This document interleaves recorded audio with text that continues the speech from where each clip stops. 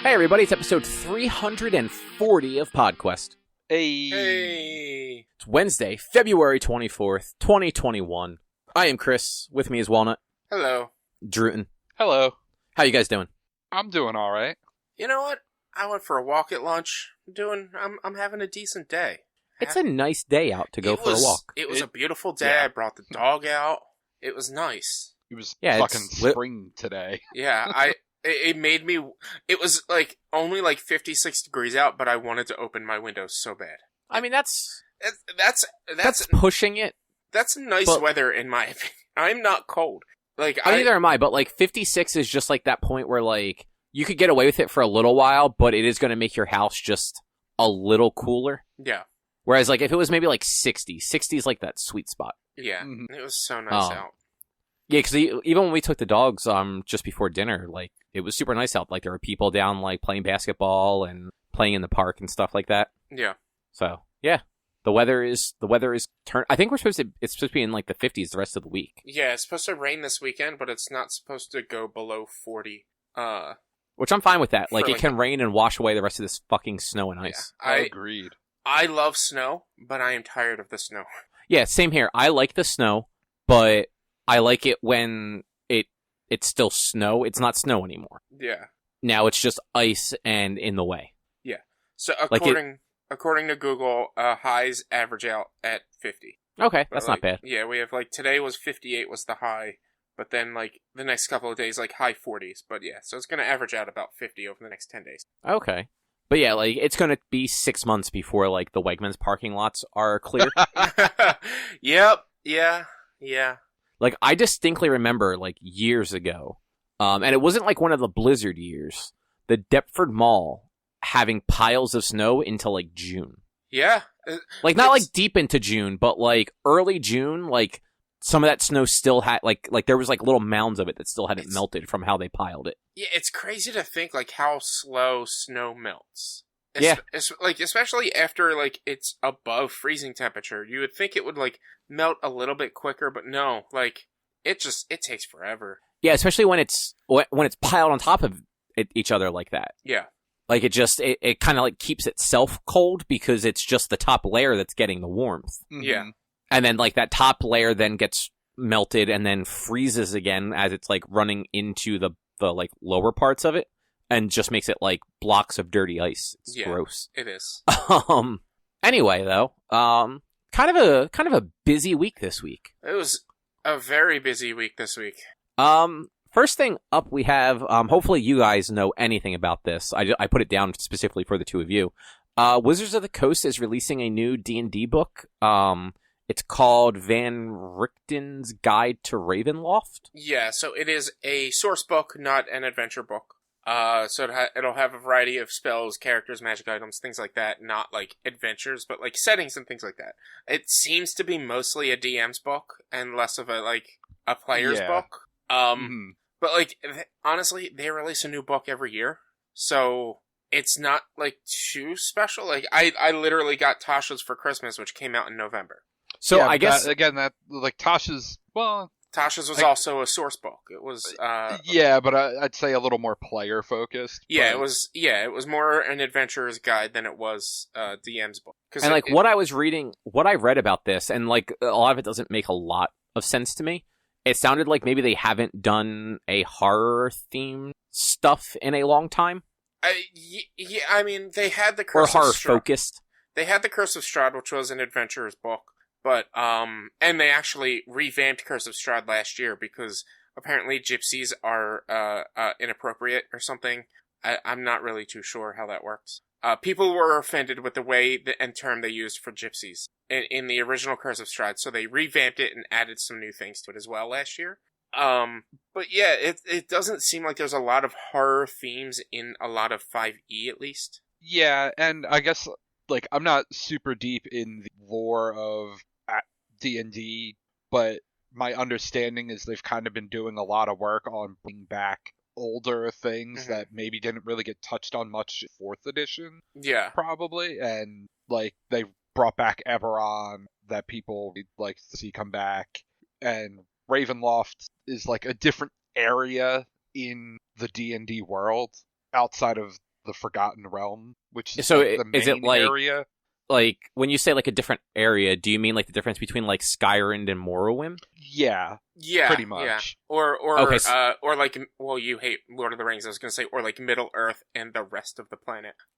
Okay, well, I was going to use the difference between Skyrim and Morrowind, or the difference between like Azeroth and Outland in WoW. Yeah, Where like yeah. Outland was like a different dimension, you went through a portal to get there, whereas Skyrim and Morrowind are just different like continents or whatever in the same planet. It's more the continent. Yeah. I mean, they're calling it the Demi-Plane of Dread. I don't know if that is like a... Well, Ravenloft could... I don't 100% know. Yeah, I'm not 100% sure on that. Like, it's same as with Droo. I don't know. I make a homebrew world, so I don't know all of the world of D&D. That's reasonable. Yeah. But just reading a little bit I read about this, it just, as far as that stuff goes, it just seemed interesting because it sounds like they're trying to pull in like Eastern folk horror stuff, like your like Japanese and Chinese horror stories, as well as like putting like fantasy spins on like the more modern stuff, which I assume would be like the ghosts and haunted things you get in like the Conjuring films and Sinister and stuff like that. Yeah, like, I don't know for sure if that's what they mean. That was the wording of the article at IGN. Yeah, like, as weird as it may sound to say, it seems like they're leaning a lot more on the supernatural in this book. Well, I think that is the like key defining element of Ravenloft. Like, is that it's the more supernatural versus the like high fantasy area, whereas and then like Eberron is like the steampunk area of D. Because like there's a class in, I think it's Tasha's. It might be a ranger, but it might also be the other one that I have.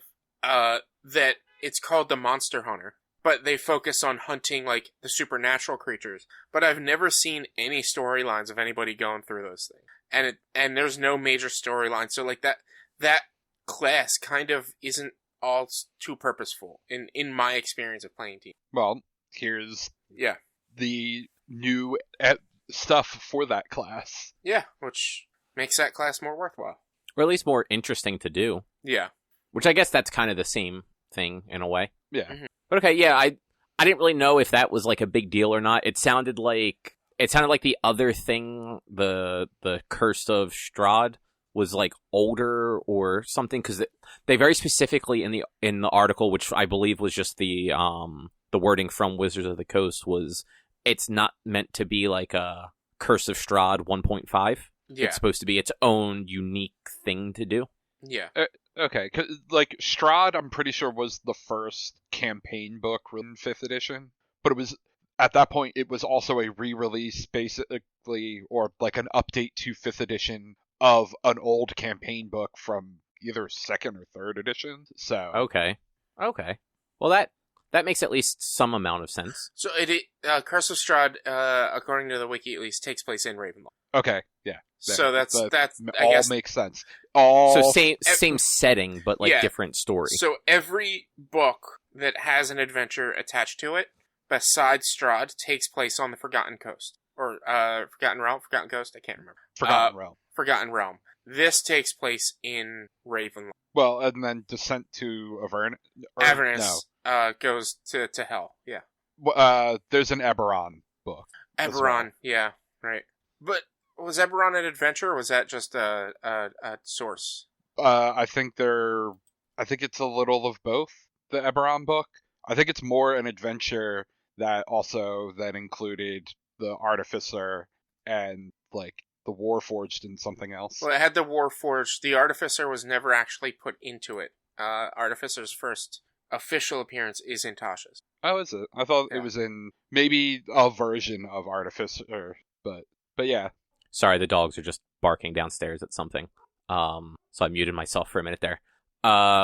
So what's the difference between an adventure and a source? Well, so a source book is like your player's handbook, dungeon master's guide, the things that have the rules, and then the adventure books are like, here is a campaign that you play through. Here are the places you go, preset fights, things like that. Yeah. So Okay. Yeah, there are DMs that go strictly on like the Adventurer books. There's the Adventurers League, which goes on those books only and specifically. Like, they don't do homebrew content. That's all pre-made content by Wizards. Yeah. Okay. So I guess that's kind of like those things that Penny Arcade releases that they always have like on the Penny Arcade merch at like PAX Unplugged and stuff. Yeah. Okay. So I didn't realize that. Like, I knew that there were books that were like pre-made campaigns.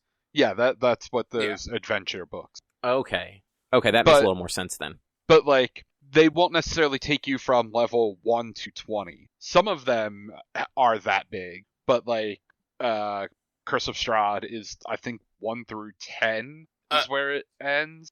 A majority of them are generally 1 through 10 or 1 through 5 even. So like, it's a thing that you would like theoretically string together. Yeah. Like, so like you could do this starter set which has the Lost Mines of Phandalin, and then go into Horde of the Dragon Queen, and then maybe go to what was the one we just did with Eric that we finished? Storm King's Thunder. King's Thunder, yeah. And that would get you to like level 10. Yeah.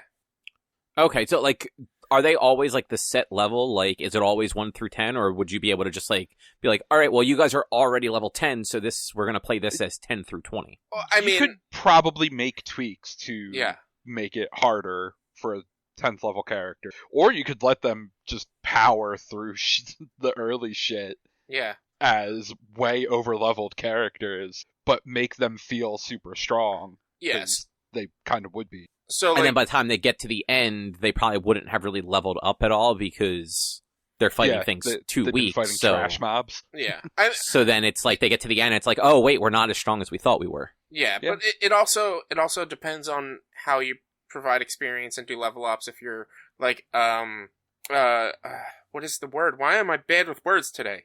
It's not just today. It's fine. I know. But like if you're providing experience based on like when they get to a certain point or when they do like specific things, like then like you might still give them experience or level ups, but just not as many. Or like you said, tweak it. But like even Storm King's Thunder is 1 to 10, so you could do like the starter set or whatever, or Curse of Strahd, and then make new characters and go from 1 to 10 again. It's completely up to you. Okay, that makes sense. Well, the next thing we have on here is the opposite. It's more interesting to me than you guys. So Todd McFarlane announced that he is going to be launching a Spawn universe in the comics. Mm-hmm. So Spawn has been around since 92 or 93. It was one of like the first books out of Image, if I remember correctly, when all those guys split off to do Image. And it's been running pretty consistently since then. I don't know that it's ever not been published, but they're in the 300s now. I know it had a huge surge in like sales and stuff like that when issue 300 launched last year. So he's looking after 20 some odd years to expand that and have more than just the one ongoing Spawn book and make it sort of like a shared universe the way like Marvel or DC or even the other Image imprint of Top Cow does now, where you know Spider-Man can pop up in the Avengers. In this case, Spawn can pop up in one of the other Spawn related books. Yeah.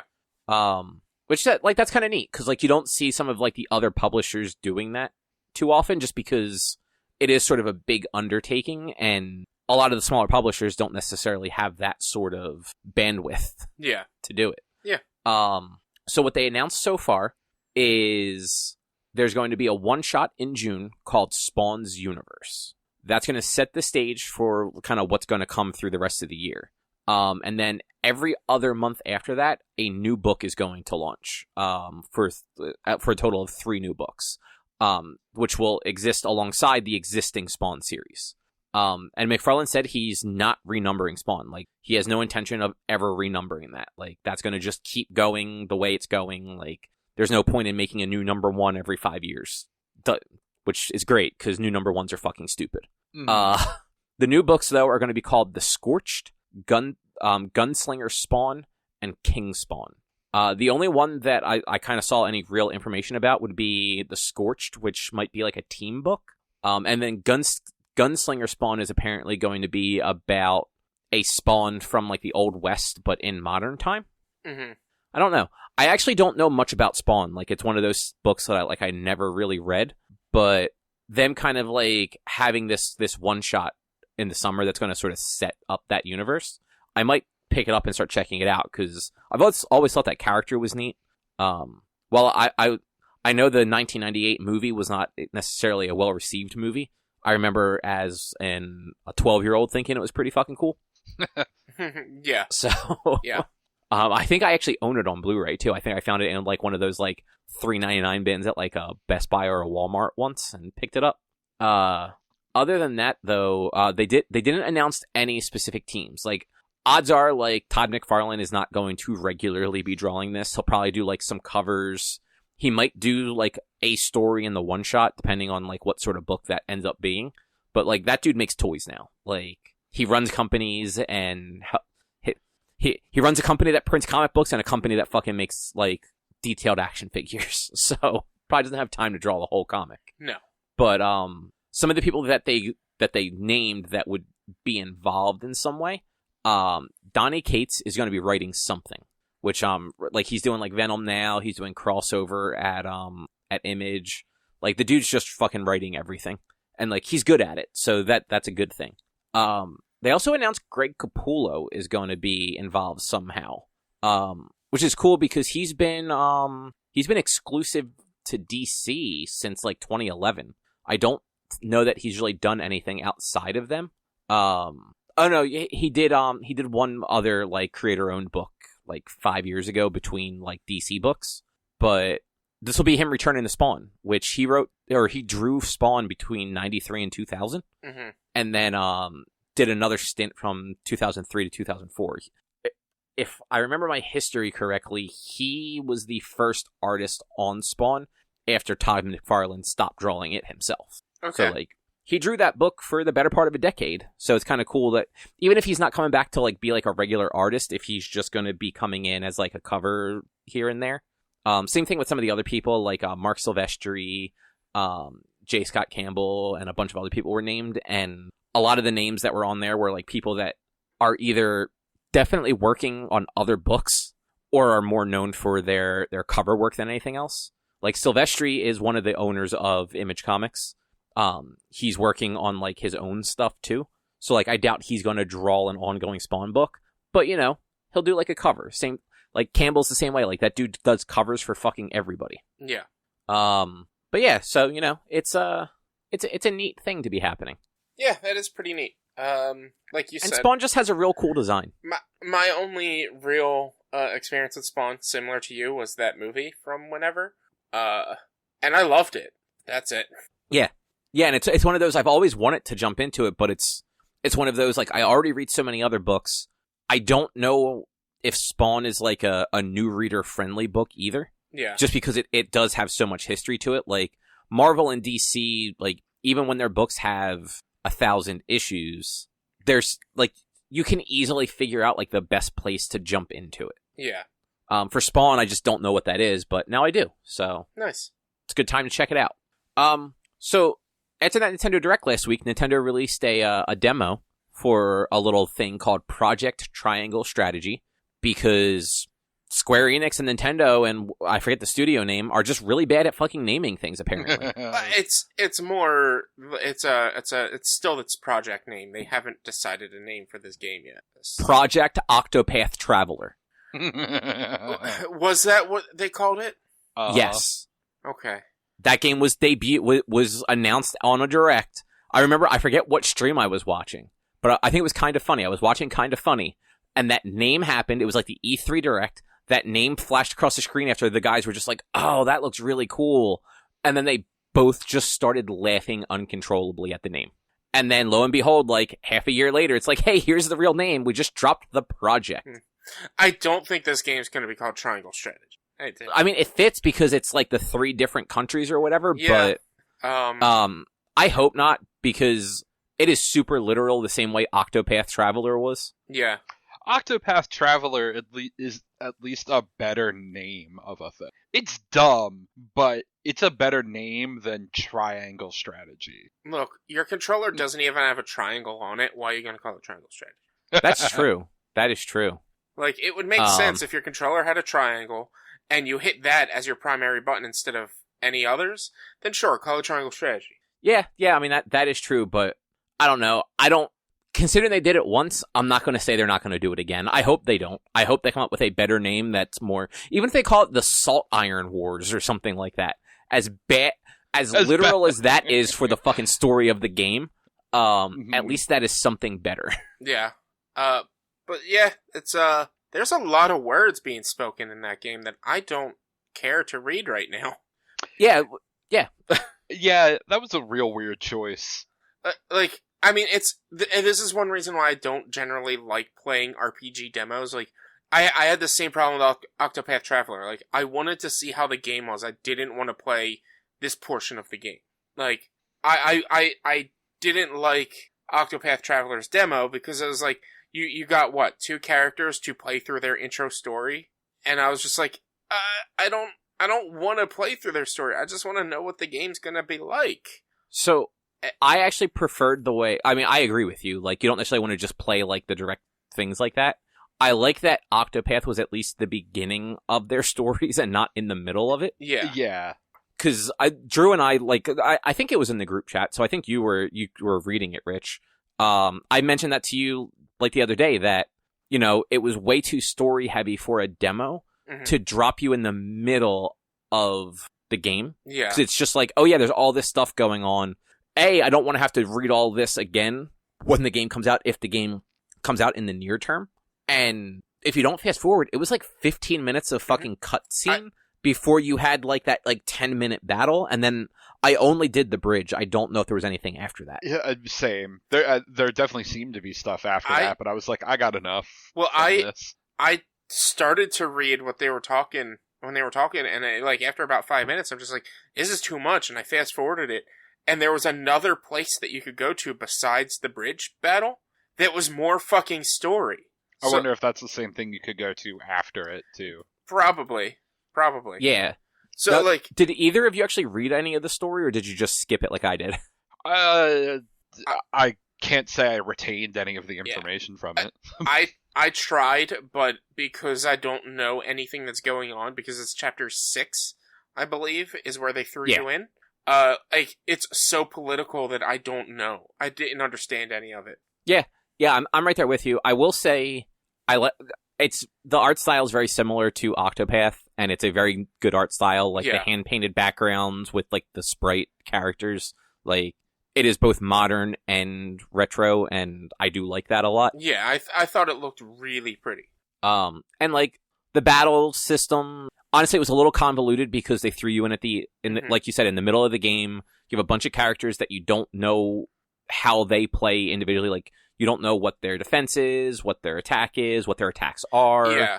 You don't know how weaknesses and stuff like that work. Like, if it's like a Fire Emblem game, like, if you've played other Fire Emblems, you know that, like, flying characters, like on horses or dragons, are weak to, like, archers. Yeah. So if they're in range of an archer, they're probably going to get one shot. Yeah. And like, I had, because there's 2 casters on your team. There's, like, a healer and then, a magical caster. I think there's actually 3. There was a healer, a fire caster, and an ice caster. So the fire caster, I never had the ability to cast their actual damaging spell. Because it was always grayed out anytime I got to try to use it. Okay, so go ahead. Did you figure that out, Drew? Did you figure out how it worked? I eventually did. Did it explain that to you, or did I, because I don't remember it being explained, and I was going to say the same thing. I don't remember it being explained either. It doesn't mean it didn't, because I was trying to avoid reading too much of the text, because, like, it's in the middle of the fucking game. Like, I just wanted to get a feel for the game. But the story beat it starts on is a fucking, like, kind of major spoiler, it would seem, but... Yeah. I don't know. It did not explain how to use that ability. Like, the only thing I can think of is you had to take a turn to not use an ability with that character in Yes. order to be able to use that other ability because of the two Yep. squares. So At you least can that's, use that's the how I abilities? figured out how to do it.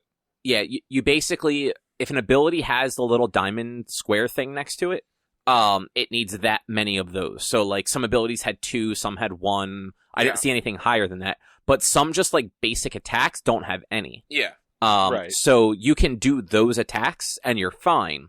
But it But like, doesn't- every but it- turn, it builds up one of those or the diamond No. things. If you I'm pretty sure if you did a basic attack, it didn't add any more diamond. Like, you had to not do anything to gain a second one. That's possible. Because I never had that the fire user within range of anybody to do a regular attack. But I definitely like ran out of the ability to use the attack and then like had the ability to do it again. Which, that's an interesting system, but in a battle like the bridge, that you're just being bombarded with enemies and your goal is to get to the middle of the bridge, I need to be able to kill some shit. And I hated wasting my turn. I was like, do I really have to waste a turn with this guy to be able to cast his damaging spell? That's kind of bull.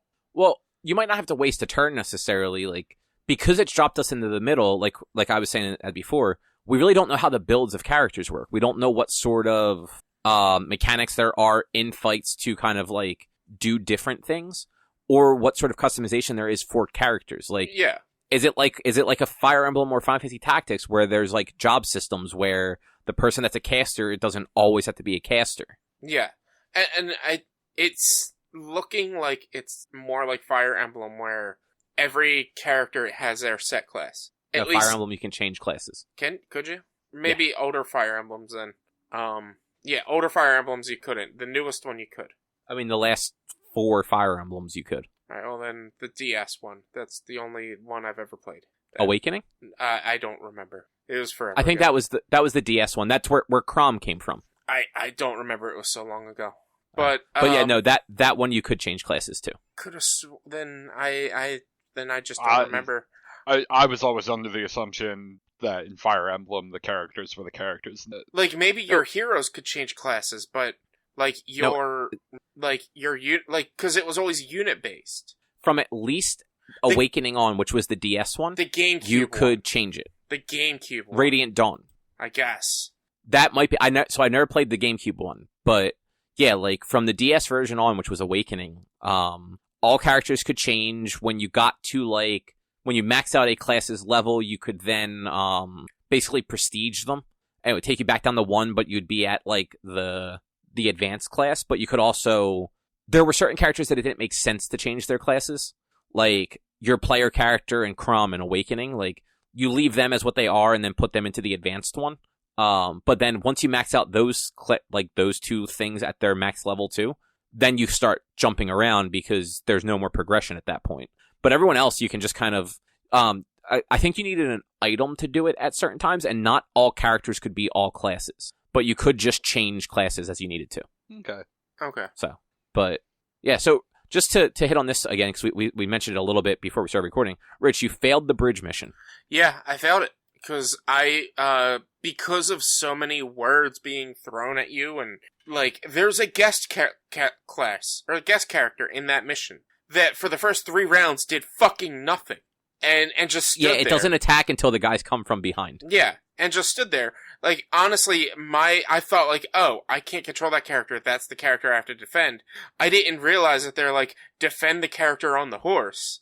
And well, they say the character's name, but they don't necessarily tell you which character that is, which when you've been playing it for however many hours it takes to get there, you'll know what character that is. Yeah. But I moved my cursor over every character to look at their names, so that I knew who I had to protect. Yeah, and so, also, like, because the character you're trying to defend is on a horse, has further movement range, they were constantly out of range of my healer, and so they took 3 hits and died. So I lost the mission. I was like, alright, well, I got basically the main point of the combat system, kind of. I'm not going to understand it any better by playing this over and over until I actually get the game. Which, yeah, I had fun playing it.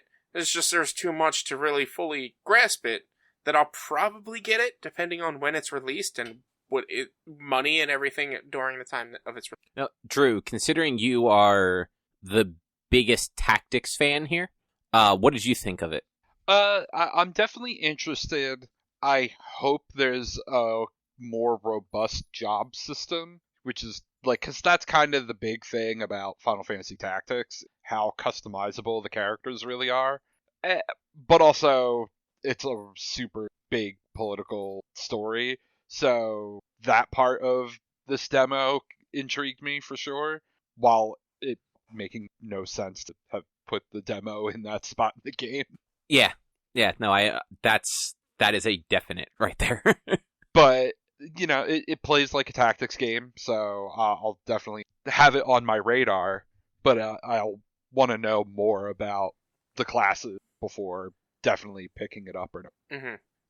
Yeah, I think it had a lot of feeling like Fire Emblems do too, like at least modern Fire Emblems, where if characters are near each other and also near an enemy, like they team up to attack. It's been so long since I played Tactics, I don't remember. I don't think Tactics ever did that, though. Nope, it definitely did not. I didn't think so, but it's been... When did War of the Lions come out? Like 2007? Is it that new? It was PSP, so between 06 and 08, it has to be the window, because it wasn't a launch PSP title, I know that much. That's true. But that's the last time I played Final Fantasy Tactics, so... But yeah, I'm kind of right there with you. Like, I'm definitely intrigued by it. I'm glad it has a story, because I complained about that last week when we talked about the Direct, about Octopath had no story. Like, there was no hook to actually keep you going back to it, unless you wanted to just follow that one singular character that kind of, like, struck a chord with you. But, like, you might have had to go through 8 characters before you found that character. Yeah. But this one, at least, you know, it seems to have, like, a big fleshed-out world and political strife, and I like the tactics battle systems. Yeah. Anything else either of you want to say about it? No, it's interesting. Check out the demo. Maybe you can pass the bridge. I did. So did Droo. Yeah. Well, I mean, if I tried it a second time, I'm sure I would have.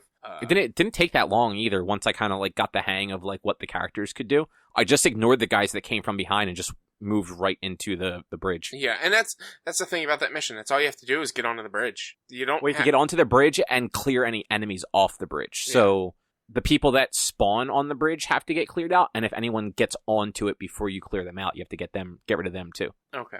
But yeah, cool. Less cool. EA and BioWare have officially ended development on Anthem 2.0, or Anthem Next, as it was being called. This just came out today, actually. What was that, like 2 hours ago that we saw it? Something like that. I find it funny that, like, they stated that the pandemic is one of the root causes of this. But no, it's just you had a broken fucking game that you don't know how to fix. Just admit it. I mean, I think them quitting on the game is them admitting. Yeah. And look, I am sure, like, somewhere along the line, like, the pandemic did put a hurdle on it, because trying to rebuild a game that was that bad while nobody is working in the same place is definitely a challenge. Mm-hmm. Yeah. And then you had a bunch of people that were, not a bunch of people, but like Corey Hudson and I forget who else left. And I don't know if they were involved with Anthem, but like the director of the game left in the middle of last year. Yeah. So, you know, like that's also going to hurt the overall vision, I'm sure, even if like the team and whoever was taking over knew exactly what was going on. Like, even if that doesn't hurt the team, like, I'm sure that hurts the people at EA that actually give them the money to make the game from having, like, any faith in it. Because they're like, oh, well, the guy that, like, thought it was going to be a great game just fucking bailed on us, so maybe it's not going to be a great game after all. But yeah, so Christian Daly, the head of BioWare Austin, is the one that said, like, it was done and the pandemic impacted it and all that stuff. It was like 2 weeks ago, though, that the reports came out that EA was making a final decision on the fate of Anthem. So they didn't wait too long to tell everyone, at least, which, funny enough, I doubt either of you saw it, because it was one of those random, like, Google ad thing, or not Google ads, but, like, Google News notifications, from somewhere basically going, like, it's a little worrying that it's been radio silent on Anthem since EA said they were making a decision on what they were going to do with it. Yeah.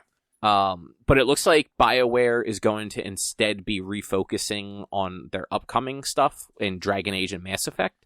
and then continued support on Star Wars: The Old Republic, the MMO. Which makes sense. Dragon Age always sells. Mass Effect needs some work, but this new one, how it's like a direct sequel to the fourth or the third, should do pretty good. And people still play the Old Republic, and they're making money on that thing. So it makes sense to refocus and honestly give up on Anthem. So this is a real question, not like a snarky one. Does Dragon Age sell? I would assume it does, but I really don't know. I remember Dragon Age Origin, the first one, had a lot of, like, presence. Like, people were excited for it, they talked about it. I'm sure that one sold well. I don't remember hearing people talk a ton about Dragon Age 2. And I feel like that one was kind of disappointing to the fans. I never played it. And then I just don't know how Inquisition did. Like, I know there was, people were excited as it was leading up to coming out, but then it seemed to, like, fizzle very quickly after that. But that was also, 6 years ago now? So it's been a while. So Inquisition came out, well, I forget when it came out, but it was apparently 2015. BioWare's best-selling game. No, Inquisition Oh, was okay. 2014, actually. Worldwide release November 14th. Or Yeah. sequel. Yeah, released November 2014. Oh, you know what? I picked it. I got it in 2015 then. Yeah. Was it a launch Probably. title? Wait, when did PS4 and Xbox come out? Was it 2013 or 2014? Now I can't remember. Third, because it was 7 between generations, right? I'm double checking because I normally know this stuff and I'm just drawing a complete fucking blank. Yeah.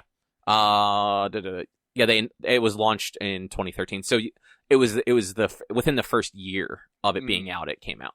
But yeah, and then I got that and something else right around the same time in early 2015 and didn't like it very much. So, according to Wiki, Dragon Age 2 sold more than 1 million copies in less than 2 weeks following its March 8th launch, which was faster than Dragon Age 1. And by May of that year, had sold over 2 million copies. Okay, So yeah. They do sell then. I honestly wasn't sure because I always hear the hype leading up to them, but in my memory, I don't remember hearing people really talk about them after they launched. I talk about how Dragon Age sells. I haven't played Inquisition. I didn't play Origins. I really liked Dragon Age 2. I wanted to get Inquisition. I just never got around to it. So, Dragon Age 2 is almost across the board the least well-liked of the three. I thought that was the case. Didn't they change how, Yeah. something major, about how it played or something? Exactly. Yeah. So Origins was more of a Baldur's Gate style combat system where combat would start, you would choose the round would happen, and then I think there was an auto play feature from that point on, but you could also choose it. Whereas Dragon Age 2 was more of an action-y style. And Which is also kind of how Inquisition was. I believe Inquisition was a better combination of the two. I'm not sure though. Yeah, you know what? I think you're right. I think Inquisition might have been a little more similar to a modernized Knights of the Old Republic, where you would auto attack if you were within range to auto attack, but then you could freeze everything to select specific abilities. Again, It was 6 years ago that I played this. I honestly don't know if I'm getting that right. No, you're right. You are. Okay, cool. Did you play it, Drew? Yeah, not a whole lot, but I did play a decent amount of it. Okay. Let's see. According to the wiki, the action-oriented system, and this is for Inquisitions, follows the player in a typical over-the-shoulder third-person style. Players can access the tactics menu to modify the behaviors of the AI companions during combat. The player can also access Tactical View, which allows them to pause the game, assign locations and orders to party members, and then resume the game to see it played out. So, you could do both. Whichever one suited your preferred playstyle is what you could go with. Which is also more how Origins was. Yeah. But Inquisition had the camera moved in and was a little faster from what I remember of playing Origins. Yeah. Origins, the combat was very slow. And what I liked about 2 was you could still do the assigning and pause the game and assign each thing, but I kind of have a one-track mind when it comes to some games and some battle systems that I'm focusing on the person I'm choosing, and if you're not reminding me to select another player, I'm not going to. Yeah, totally. So that's why I really dug the Dragon Age 2 system, but That's why I didn't like games like Final Fantasy 12. just don't give me a fucking party. Just let me just be one character. Forget having multiple characters. Pretty much. I agree with that. Yeah. Anyway, to circle back to Anthem real quick. The Anthem servers will continue to be available. They're just not going to do anything else with them. I honestly thought they were already shut down, but it's nice that they're going to keep them up for a little bit longer. Yeah, I agree. So I found out that I had a bunch of Best Buy credit, like reward points. Mm-hmm. Like a stupid amount of reward points. So I bought a game, and then I bought a PSN card, because apparently you can use those gift certificates to buy PSN cards if you buy them online. Okay. Or the app was just broken and let me do something it wasn't supposed to. Because I remember trying to do that in store once, and it would not let me. Wait, did you buy it with the Best Buy reward points or with the gift? Because I think Best Buy that's reward the points. I think the reward points you can use for anything. I was told the one time I tried to do in store that I couldn't do it with the reward points. So maybe it was just the store being stupid. I don't know. It let me do it though. But I got 2 games that I shouldn't have gotten. Let's be realistic. One of them, I ended up getting Avengers with the PSN credit because it was half off. Nice. I have not touched it yet. I probably won't touch it until the PS5 version comes out, which I think is like in 2 weeks. Yeah, I really. The only thing that kind of pushed me towards a little bit more is because I'm actually interested in the future imperfect stuff. Mm-hmm. So quick question for you before I talk about what I actually played. Does that game have difficulty settings? I don't remember. Yeah, the missions do. You can. Okay. I mean, they're easy. No, I know they are, but we talked about this before when it came out. I thought the combat was atrocious. It was the worst part about the game to me. I'm interested in the story. If I can, I'm going to set it to just whatever the easiest setting is and just fucking run through that shitty combat to see the story. I'm sure there is a way. Like, each mission you could set to, like, a difficulty. So I'm sure there's, like, a difficulty setting in general. Well, even if it's just per mission, like, that's fine. Like, I'll change it for every mission. I mean, it starts on the easiest difficulty setting per mission of your setting. So, like, if there is a way to change your difficulty, you would have to change it before you start playing. Okay, yeah, which isn't a big deal. Like, I was just curious ahead of time. Like, I'll look to see what all the settings are when I get around to it. But so the game that I actually ended up buying, because I fucking hate myself, was Persona 5 Striker. Yeah. Boy, that combat is fucking boring, but also a little more involved than I expected from a Musou. Because it's got just the normal hack and slash, like, you either hit X or Y. X does your normal attack, Y does, like, a more powerful attack. Mm-hmm. But because it's Persona, they also included a bunch of Persona stuff into it. So, holding different combinations of, like, the shoulder buttons will give you different, like, abilities. So, like, if you hold, I think it's L, so it's on, I got it on Switch, so I'm just trying to remember the buttons on here. If you hold L and then hit R, you will target an enemy and fire your gun like you would in, like, the base game. Mm-hmm. Because the gun was just a thing you could fire.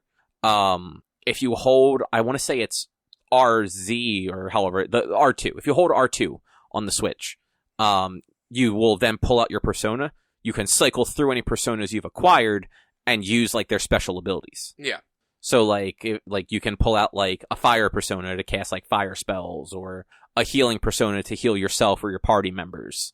But, like, the thing that I actually like about it is it really is just a continuation of Persona 5. Mm-hmm. So, I played maybe 2 hours of it, if that, so far. Because I just picked it up yesterday evening. It's a whole bunch of just, like, Persona 5, like, story stuff for the first 2 hours, which is really all I wanted. Like, I'm fine not really having the combat because the combat's boring. But getting to just, like, see these characters again and see them interact again is exciting. And it was actually kind of touching because at the end of Persona 5, like, your main character goes back to wherever he's from because he just got kicked out of his house because they thought he assaulted some dude who was trying to rape somebody. Yeah. Because fuck kids, I guess, right? Yeah. But he moves to Tokyo to, like, go to school for a year. And, like, made all these friends. And it's him coming back to Tokyo for summer break to see, like, all the friends and, like, the guy he was staying with and everything like that. And, like, everyone was excited to see everybody. And the dude that owns the cafe that he stays at was like super nice to him, and that guy, early on in the original game, that guy was kind of a dick. But it was like catching up with people almost, especially after spending 100+ hours in the base game. Yeah. Like, it's nice to see what those characters are doing now, because half of them are like third year seniors in high school. A couple of them are in college. One of them, I think she'd be like a sophomore or a junior at this point. So it's just, that part of it's cool. And like, it's got the same Persona aesthetic, running through like the dungeons or whatever you want to call them. Outside of just kind of the repetitive combat is still neat, because there's a lot of stuff to explore. They almost made it more of, and maybe Age of Calamity was similar to this too. I played the last Musou game I played at all was I tried a little bit of the original Hyrule Warriors, and found it just really just super boring. The original Hyrule Warriors was very like straightforward. Like, it was very much just a basic ass Musou game. Like, it was just, here's a bunch of enemies, go kill these enemies. Yeah. Whereas like Age of Calamity had that, but like each map and mission was like kind of its own like open world type thing that like had a bunch of collectibles and things that you could explore and get, and a bunch of like side objectives that you didn't have to actually do. Okay. Yeah, so this one definitely feels more like they took Persona and they made it an action RPG. And it's just the combat is big hordes of enemies instead of just like a handful of sort of more powerful enemies. Yeah. So like, rather than it being more like a Jedi Fallen Order, or like, what's another like third person action game, like a Devil May Cry or something like that. Yeah. Because like, you kind of move around like that. Like, you're very quick. You can you have a jump and like a dodge ability. You have an ability where if there are things above you that you can jump onto, like a light post or like a floating shelf or something like that, you can jump up onto it and get away from the enemies. And then if the enemies then congregate underneath of you, you can do like a spin attack that'll damage them all a whole bunch. Yeah. So it's kind of like it feels like they wanted to make an action RPG, but because they had to make it a Musou, they had to just make it just waves of tons of enemies with very little skill needed to defeat them. But yeah, I don't know. I'm interested to just see more of the story. Apparently, like, the little bit that I read about it, they like travel all over Japan. You get to see all the characters from the first game again. So yeah, even like the side characters that weren't part of the Phantom Thieves.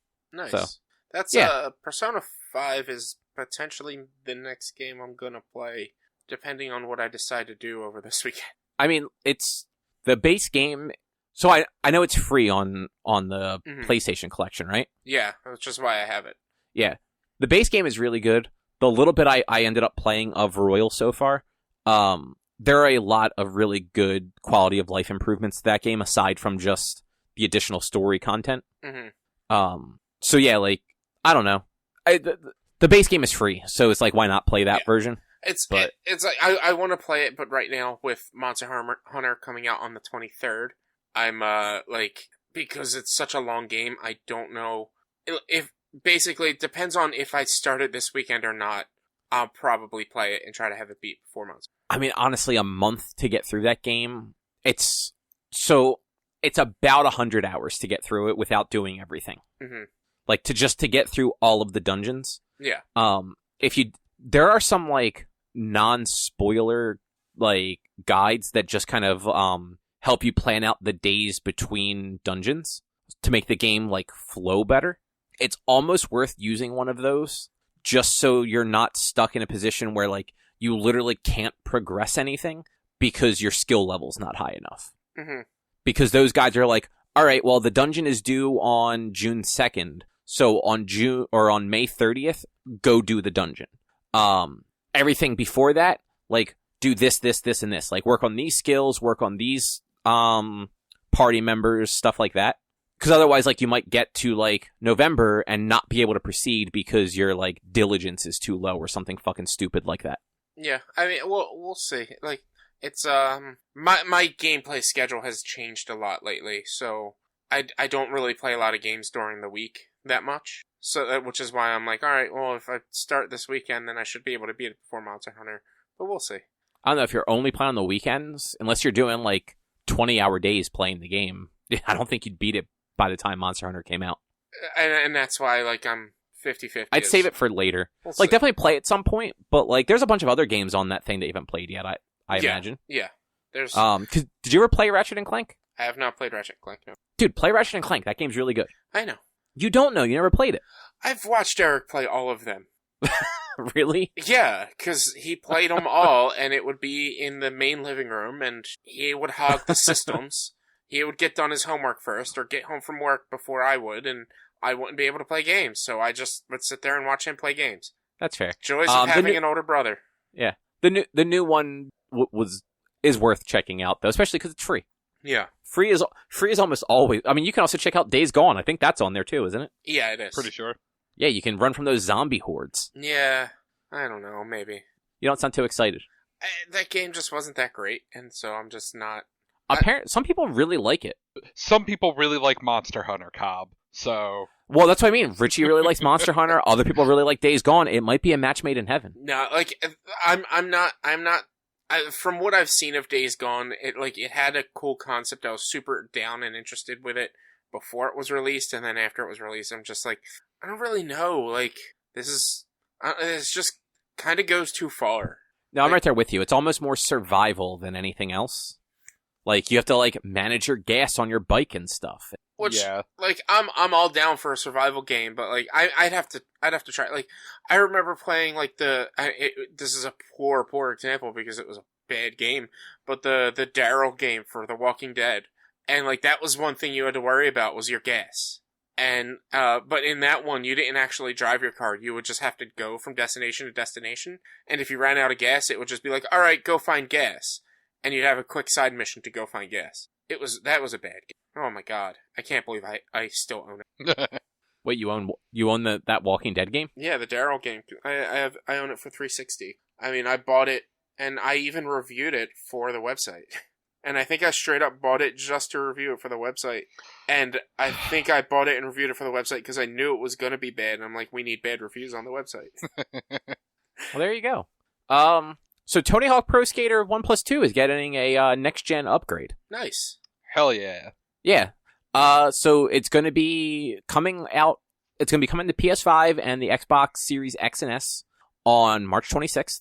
There's going to be a Switch version that's not an upgrade coming sometime later this year. Mm-hmm. The upgrade's going to include 120 frames 1080 mode and a 60 frames 4K mode. It's also going to have spatial audio and some other upgrades, but it's going to look smoother or look better. Is basically the two things that are important there. Mm-hmm. Mm-hmm. It's so all the wording, including the wording on their fucking support page at Activision, is very poor on this and doesn't actually say the pricing. But it looks like if you bought the digital deluxe version of 1+2 when it came out for PS4, it's a free upgrade for this. Uh-huh. If you bought any other version of it, it's $10 to upgrade. Well, I'm pretty sure the digital deluxe version on Xbox is also... Well, that's what I mean. Like, just in general. Like, digital deluxe versions across the board are free upgrade. Yeah. Mm-hmm. It's only PS5 physical editions can be upgraded. Xbox cannot. That's the difference between the two consoles. Mm-hmm. I believe it is $10 if you have the base game to upgrade to the digital deluxe. So you're basically just paying for the digital deluxe upgrade to get the new version of the game. Mm-hmm. They didn't definitively say who was working on it though, so we don't know if it's Vicarious Visions or just somebody else got it, and we don't know if there's ever going to be any additional DLC or like inclusion of the other games because everyone wants 3 and 4. Like, yeah, that's what people want. Give the people what they want. Yes. Yeah. Drew, are you going to pay $10 to get the upgrade? Yeah, because I would like to see something running at 120 frames. And you know what? You have the TV that'll probably look real nice on. Yeah. And it can run at 120, so... I feel like a $10 upgrade fee for a game that was not meant to have an upgrade, that's a fair price to pay. Well, we don't know that. We don't know that it wasn't meant to have the upgrade, because it did come out in September, so it was close enough to launch that this could have been like a back burner thing the whole time. True. But it wasn't a full price game. It was a $40 game. Yeah, I'll still have not even paid a full price normal full price for a game I played tons of. I mean, I think I also paid $10 to be able to play Black Flag on my PS4. Back when it was PS3 to PS4, it was a $10 upgrade, and I was like, yeah, sure, and then never played it on my PS4. I remember you doing that too. I had already beaten it on the PS3, and it was like, all right, but like I paid the extra $10 or something. I don't remember. I don't know why I did that. So a couple other little tidbits about this that I actually didn't put in here. You will be able to transfer your saved games. The support site for Activision for this has like the steps for it. I didn't read through all of them, but there were enough steps there that it looked a little convoluted. Which wouldn't surprise me, because it seems like in a lot of cases these like save upgrades seem to be a disaster for these companies. The park creator stuff though will not transfer. So if like you made parks on the PS4 version, they apparently will not be playable on the PS5 version. Glad I didn't touch that at all. I mean, same here. But even then, like honestly, like those games are fun enough that even if the save data didn't necessarily come over, like I wouldn't mind having to play through those levels again. Yeah, because like honestly, I think the only level that I really don't like playing is Venice. Like there are some other levels that aren't as fun as others. Like everyone hates Downhill Jam. I do not hate Downhill Jam nearly as much as I fucking hate Venice. I don't know. I think Downhill Jam and the mall kind of. I mean, yes, like the two downhill kind of like race to the bottom levels are not the best, but I feel like Venice is just it's a confusing layout. Finding the stupid fucking bum to ollie over him is a nightmare. Fair. And yeah, just like if you mess up, and honestly, all of the tasks in Venice are kind of shitty. Just it's a very open space, but it's also everything looks the same, and because it's just beach surrounding you, it's kind of hard to like pick like a reference point on where to go. So like you have like the do the 3 or 5 gaps or whatever it is, ollie the bum. Like there's just grinding that random fucking ledge that's in like the back corner of the fucking level.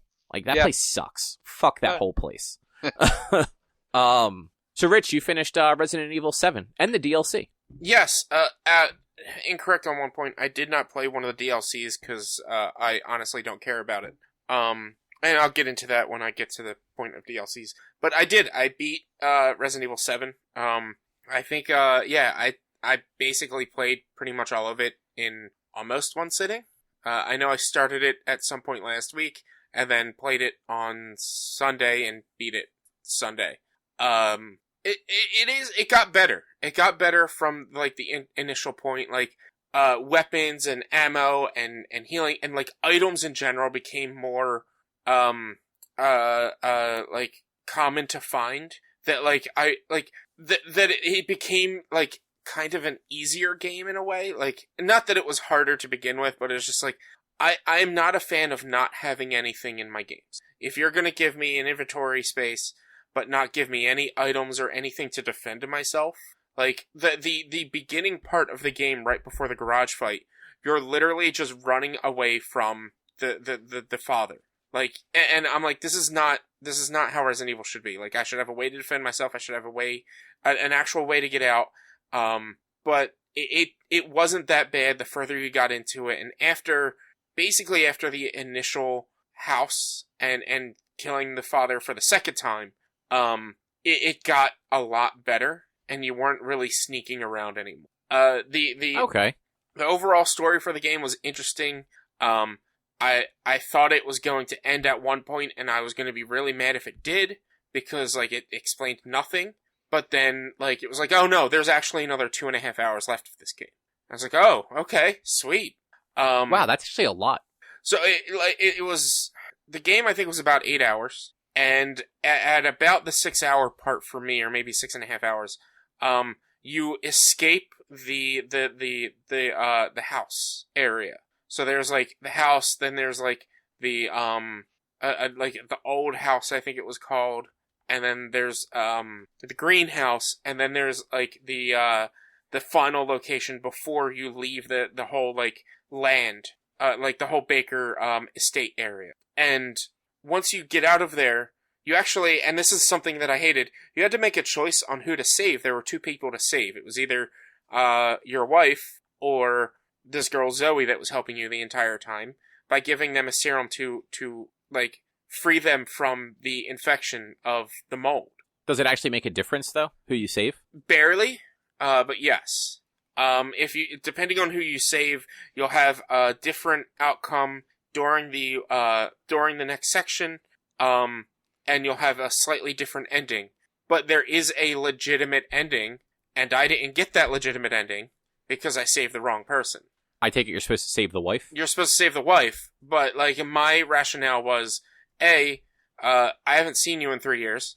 B, Or the girlfriend, right? Not the wife. it actually, everyone online is saying they're husband and wife, but I thought, like, at the beginning they had mentioned, like, boyfriend, girlfriend. I can't fully remember. But everyone online is saying husband and wife. So I'm assuming it's wife.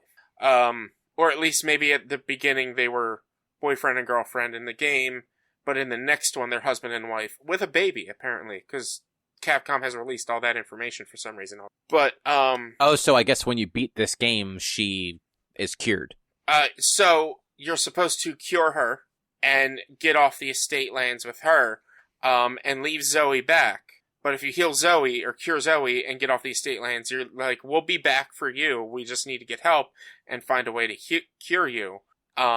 Zoe just, like, curing her does nothing because she still dies via the mold. Which, to me, I was like, why would you even give me this choice if it doesn't matter? Yeah, that is kind of shitty. And the next section, like, you're piloting your boat on the water. You see this large tanker that has no right to be in a bayou because water's nowhere near deep enough to have it in there. And you get stopped. Zoe dies. You get knocked out, and then you magically come to at the tanker as Mia, the wife, which, like, makes no sense. Why not just make it so that I save Mia? It made no sense as to why Mia was there. She just, like, you leave her, the last thing you see is she is on the docks, and you travel for like an hour or more, who knows, and then Mia's just there with you. It was kind of disjointed and dumb. And by not saving her, she ends up dying in the tanker. And so the end sequence, she's supposed to have been able to escape from the tanker. If you did save her, the end sequence, she would be laying on the helicopter. With this one, he sees his phone, watches the video of her, and then throws it off. And it's like, I just got over losing her, and now I lost her again or something. It was dumb. But, I thought it was stupid to force that choice when it didn't matter. Yeah, that does seem kind of stupid. But, like, overall, the idea, like, there is an organization named the Connections that is working on bioweapons and turned this little girl into a bioweapon who can then control whoever she infects with mold, basically. And she saw Mia as her mom because Mia, the reason Mia went away and disappeared was she was working for the Connection, to bring the little girl, Evelyn, somewhere away from people so that, like, she doesn't infect people. And it was just, like, so Evelyn saw Mia as her mom and, like, had this weird connection, ended up crashing the tanker that they were using in a bayou somehow. I really don't understand that part either. And the both of them were found by the Baker family, where then Evelyn makes all of them infected, and that's why they go batshit crazy. They're actually good people. They just were crazy because of this infection. I'm trying to think, what else? Overall, like, story was interesting. It was cool. It's the normal Resident Evil. Find files, read them, get the full story. This one had the videotapes that were to help you. There was one videotape that I never found that I wish I should have, or that I should have, because there is a puzzle, it's called the birthday room puzzle, where you have to put a candle on a birthday cake. And in order to do that, you have to, like, grab a bunch of items, and it's an escape room, essentially, and find out where to put the items in the right spot. But the actual solve of the puzzle, like the initial solve of the puzzle, is releasing gasoline into a room that's going to explode from this cake and catch you on fire and kill you. It catches you on fire and kills you.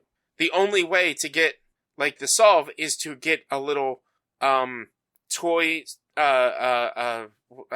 winder I can't think of the word right now, but like, you know how like you would wind like a wind up toy, you would get the little screw to put in to wind up the toy, but in order to get that, you need to take it out of this drum of oil, which then starts pouring oil and gasoline all over the place.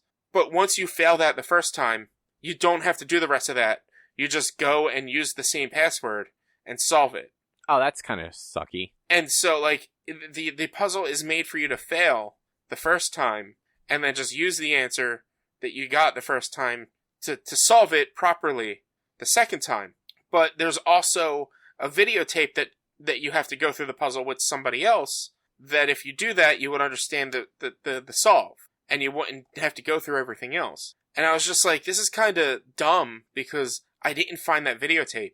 And when you die from the puzzle, you're still alive. When you come back, you're in that room of the puzzle.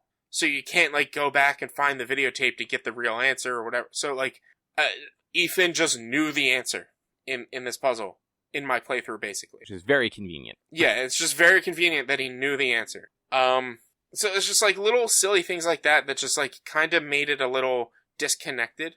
And then just the whole final boss fight was, like, kind of lame.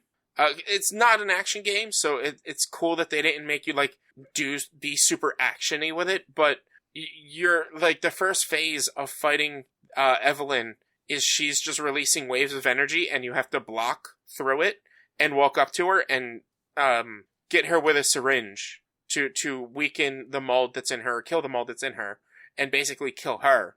Which then you find out she's the old lady that's been sneaking around all over the place. And then it's her head that you just gotta shoot a bunch of times, and she breaks the house. And then it's her head again that you have to shoot a bunch more times, and you're like you fell to the ground and you're just aiming up shooting it. It was just a boring final boss fight. Yeah, that doesn't sound great. But like, and it, like, I don't know, it was good. It was fun. It was, like, kind of spooky and kind of, like, tense, but, like, overall, like, I probably won't play it again, but I'm glad I played it the first time. And was the DLC any good? The DLC that I played was Not a Hero, which was the Chris Redfield, and he comes in at the very end of the game. He works for the BSAA, like in all the others, and they're using Umbrella Blue helicopter, which Umbrella Blue is a new Umbrella corporation that works to fight biological weapons. Because Umbrella, and I did a huge deep dive. I watched a 2.5 hour video on YouTube.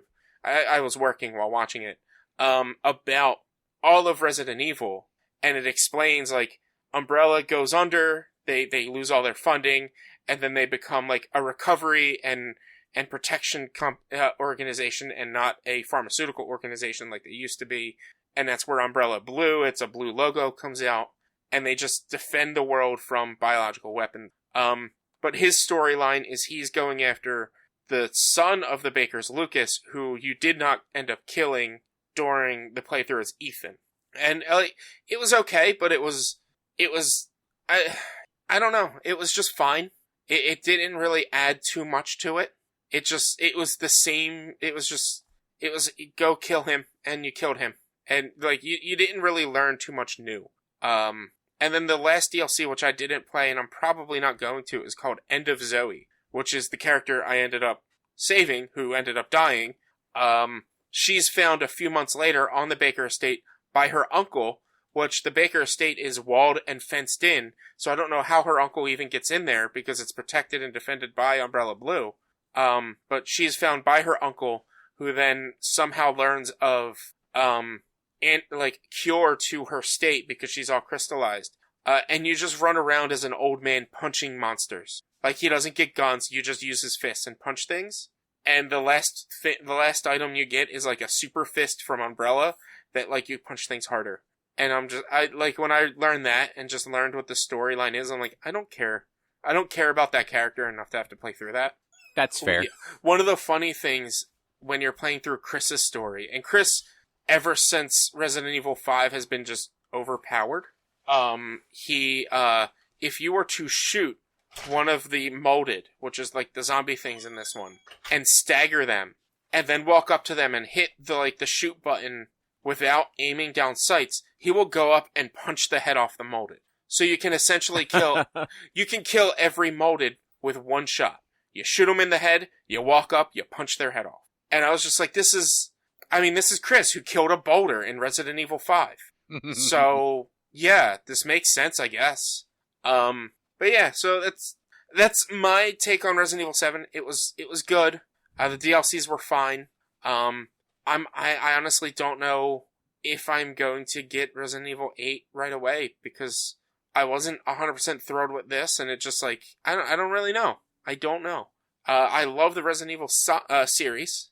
I love the whole lore behind it, but like, I mean, let's just talk about the name of the terrorist organization that Mia was working for. The Connections. Like, you couldn't have come up with something better than The Connections, really? Now, I feel like you're just being nitpicky. No. Has writing ever been the strong suit in the Resident Evil games? It has, though. Like, I mean, it has. Writing has been good in Resident Evil. No, I think the lore is good. The writing is not. But, It's like, got really cool lore and like interesting world building. Yeah. The overall like names of things and dialogue and all, not good. Yeah. Yeah. But like, playing that and beating it and learning of Umbrella Blue, which I've never heard of before this one, brought me down into a hole of, like I said, like looking up Resident Evil lore. And I watched a 2-hour and 15-minute YouTube video on this Resident Evil lore. And guess what I learned about Resident Evil? This is a super secret thing, by the way, that I was telling you guys about. Guess what I learned? What? Okay. It's called Biohazard in Japan. No. Even better. I need you guys, do me a favor, pull out your phone or open up Bing or Google or whatever and Google or just search Biohazard the stage. I'll give you a second. Have you searched it yet? Okay. It's a friggin' canon Resident Evil play. Yeah, that makes sense. They do stage stuff for a lot of stuff in Japan. Okay. There's a Naruto stage play. There's a in Japan. Naruto stage play. There's also a Bleach stage rock opera, which the next thing I'm going to tell you is to look up Biohazard Voice of Gaia, which is a friggin' Resident Evil musical. That doesn't surprise me. This is your super secret thing, though? Yeah, I did not know that there were not one, not two, but 4 plays from Resident Evil. You're right, I am disappointed in you. This could have just because you made this its own number on the outline rather than just like a tick underneath of the RE7 one. But bad form. Bad form. I thought it was ridiculous when I found this out. I was like, wait, there's plays? And all 3 of them, or 3 of the 4 are canon, essentially. But like two of the ones that are canon, like one takes place just like way in the future, and that's the musical. And then there's one called Biohazard the Experience, which is just like its own little thing in the Resident Evil universe. I thought that was nuts. I was like, there's fucking... It's weird. It's very Japanese, though. Yeah, but like, it blew my mind, and so it's the Biohazard the stage, Biohazard Voice of Gaia, and Biohazard the Experience. There's also Bioroid's Year Zero, which I can't find online, but at least the stage and the experience I found on YouTube and may watch those at some point. All right, then. Yeah. Well, we are going a little long, and there's a lot of show left. Look, can I just pop in a quick thing that I forgot to put on the list? Yeah, go ahead. I got the platinum in Control. You told us that. Yeah, you told us 2 weeks ago. 2 weeks ago. Did I? Yeah. Was I on the show after I got the platinum in Control? Yeah. Yes. Yeah, you told us about it. We talked about it. We did? Because Yeah. I thought Yeah. we just talked about it in the group chat. No, it was No, you talked about it on the show. It was the same week that I platinumed Maneater. Maneater. I swore I didn't talk about that on the show. Yeah, no, you definitely did. Because I thought that happened last weekend, and then I didn't. Nope. No. No, you did. You talked about it. Yeah. Okay. Yeah. Wow. Time still means nothing in 2021. This is true. So bunch of Sony stuff happened. In a blog post, their senior VP of platform planning and management, Hideki Nishino, revealed that they are working on a PSVR for the PS5, so like a PSVR 2, if you will. The new headset is supposed to enhance resolution, field of view, tracking, and input. It's going to be a single cable connecting it to the console. I'm assuming it'll be USB-C. Like, that makes the most sense, because there's one right on the front of the console. Yeah. But that wasn't actually specified. They're also working on a new controller for it, so they're not going to bring the moves up for a third generation. Probably a good thing. Yeah. So the new controllers, they said, is going to incorporate some key features of the DualSense, and will focus on ergonomics. So I'm thinking they're probably going to try and do something similar to what like Valve or Oculus have done with like the more articulate hand controls. Maybe not as articulate, obviously, but just something that kind of like molds to your hand a little bit better and gives you like better control options in games. Yeah. But I'm assuming also that they're going to incorporate the adaptive triggers and the fancy rumble, because frankly, like adaptive triggers in VR would be fucking awesome. Yeah. Like if you're trying to like pull something, like having it be harder to pick up or something because it's heavy or stuck or whatever, and having the triggers actually respond to it that way. Or like they have said when it comes to the DualSense, you know, if it's like a bow and arrow, having like the triggers actually like have resistance while you're pulling it back and stuff like that. And just like the VR is, or I'm sorry, the rumble feature in the controller, like we talked about it before, but it's crazy. Like when you do the little zipper thing on the fucking suits in Astrobot, that's insane. Mm-hmm. Yeah. It feels like you're actually zipping something up. The other thing is this headset's not going to launch this year. No date was given, but definitely not this year. Not surprised at all. Not surprised at all. Yeah. Sony Interactive Entertainment CEO Jim Ryan also did an interview with GQ UK, and they brought it up during the interview. He said that they didn't have a name for it yet. He was asked what changed, and I have the quotes directly from the interview. So when he was asked what had changed between the headsets, he said, "So this will be a completely new VR format for PS5. PlayStation has considered VR as a strategic opportunity and a big innovation story. We think there are two themes that you're going to see. Us capturing the technological progress that has taken place since the present VR system came to market and a considerable amount of lessons learned. Because the present system was our first one, changes will be things like moving to a very easy single-cord setup with this one, and many other similar learnings. Dev kits are apparently about to go out. So there's that. And then when he was asked why make a follow-up to the PSVR, he responded with, "We believe in VR and have been extremely happy with the results with the present PlayStation VR, and think that we will do good business with our new VR system for PlayStation 5. More importantly, we see it as something beyond this coming iteration that really could be really big and really important. We like to innovate. We think our community likes us to innovate. I'd turn around the question and say, why not? For us, it's a very logical step to take. We're very excited by it, and we think the people who are going to make VR games for our new VR system are going to be very excited too." So like, not a lot of like actual info there, but I thought that stuff was just interesting because it sounds like a very different idea of VR compared to what what Jim Ryan said in October about VR, where he said VR was not a core area they were focusing on. His comment, so he did an interview with the Washington Post back in late October of 2020, right before the PS5 came out. And he said, "I think we're more than a few minutes from the future of VR. PlayStation believes in VR, Sony believes in VR, and we definitely believe at some point in the future, VR will represent a meaningful component of interactive entertainment. Will it be this year? No. Will it be next year? No.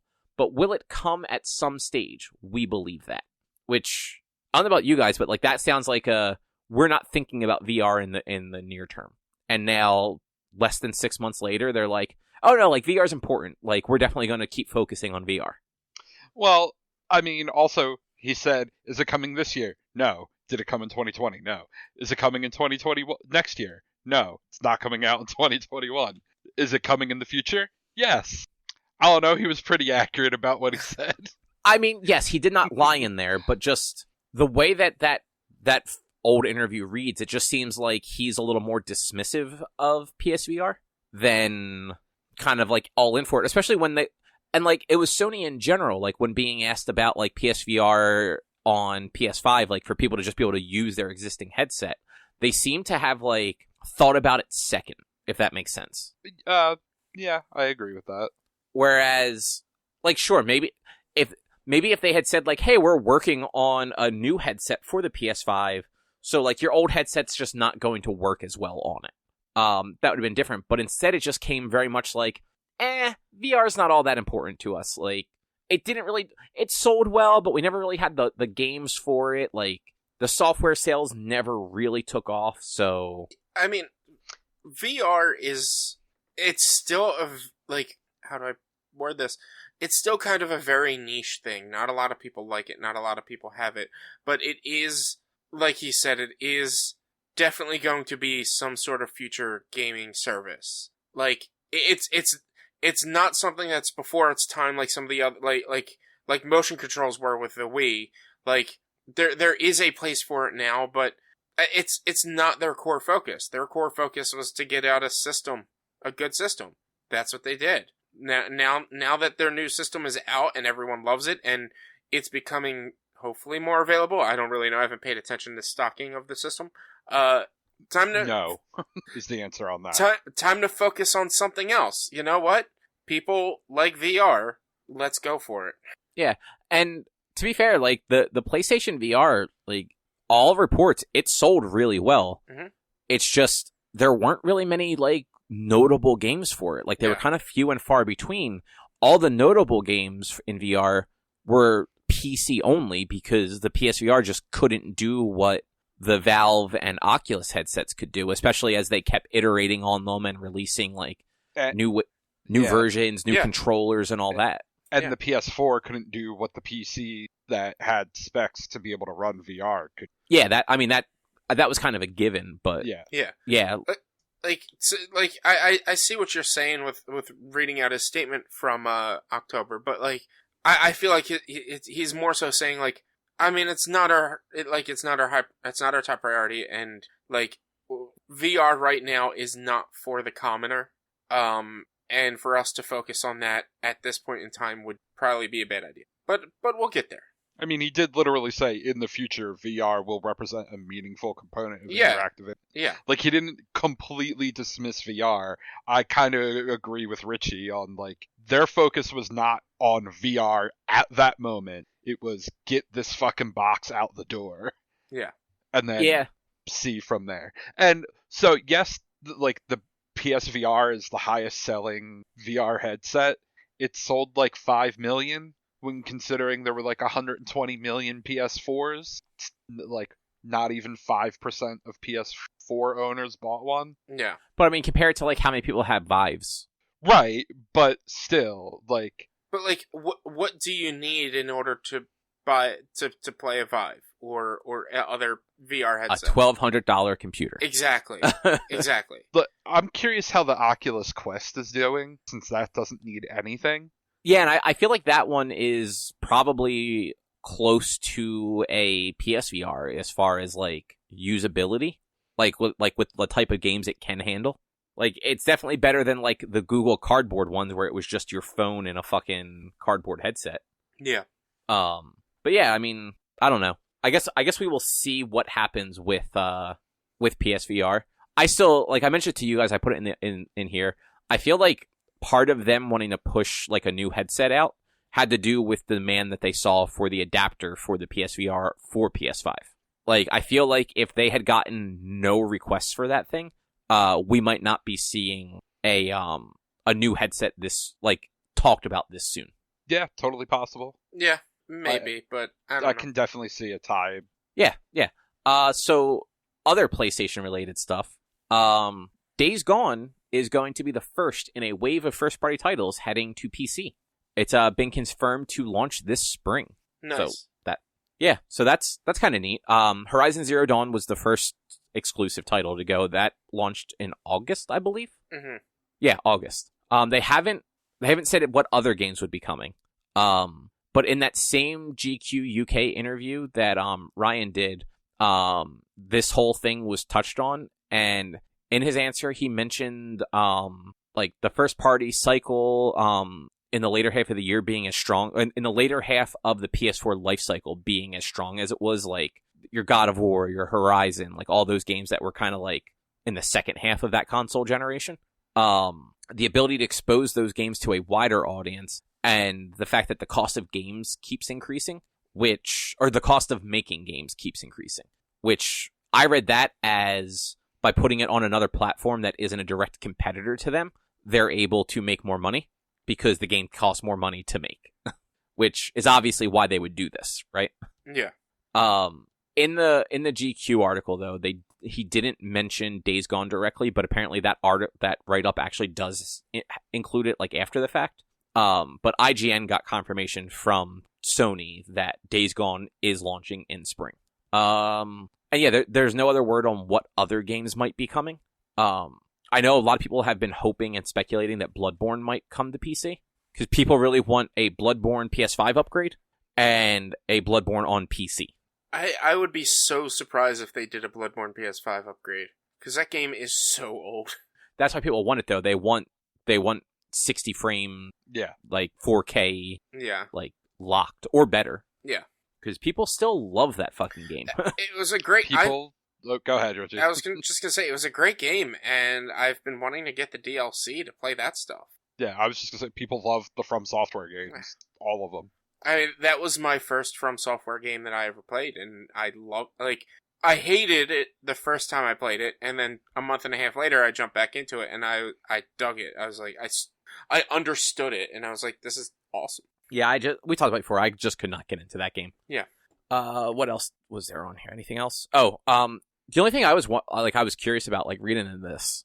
Do you think it's likely that they ever put their big stuff on there, like their Spider-Mans, their God of Wars, any like the Naughty Dog games, the stuff that are for more or less are their system sellers? Spider-Man, I don't know because of license shit. Like I really just legitimately don't know even if they could, if they wanted, because it's not a property they own, and I don't know what their deal with Marvel for that. Do you think is. Disney's going to turn down money?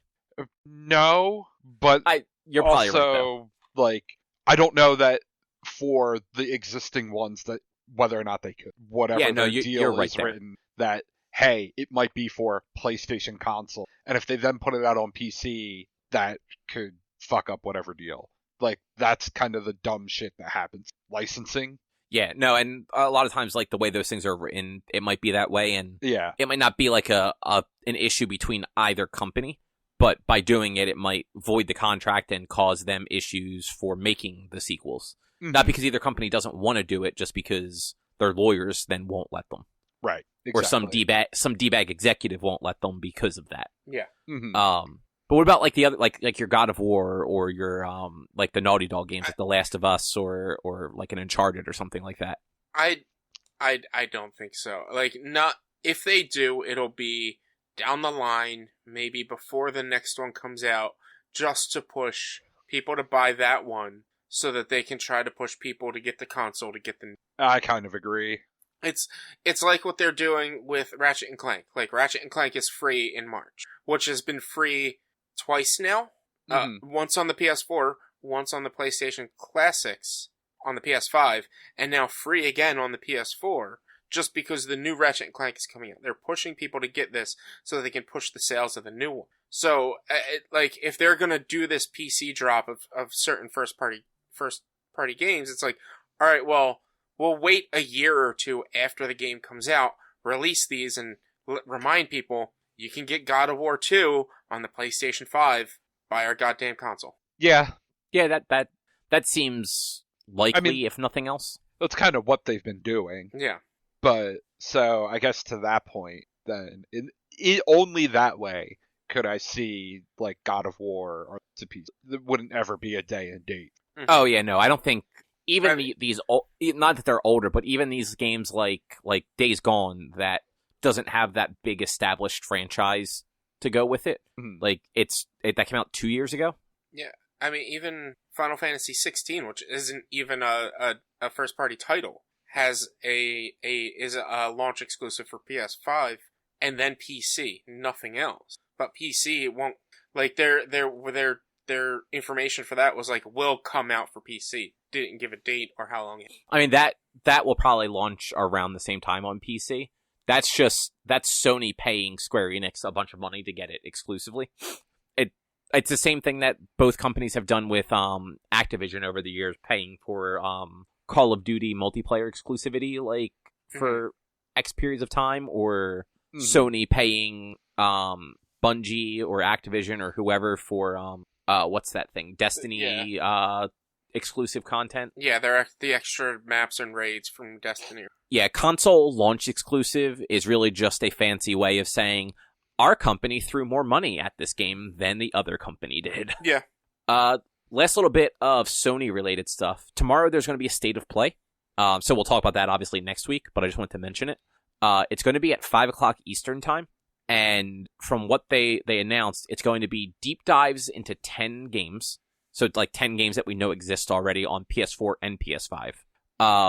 Announcements of new games, and then checking in on third-party and indie titles that were announced in last June's State of Play that haven't released yet. So it sounds like it's probably going to be a hefty one. It will still probably be devoid of any kind of life or character, but that's just what we've come to expect from these Sony things. Yeah.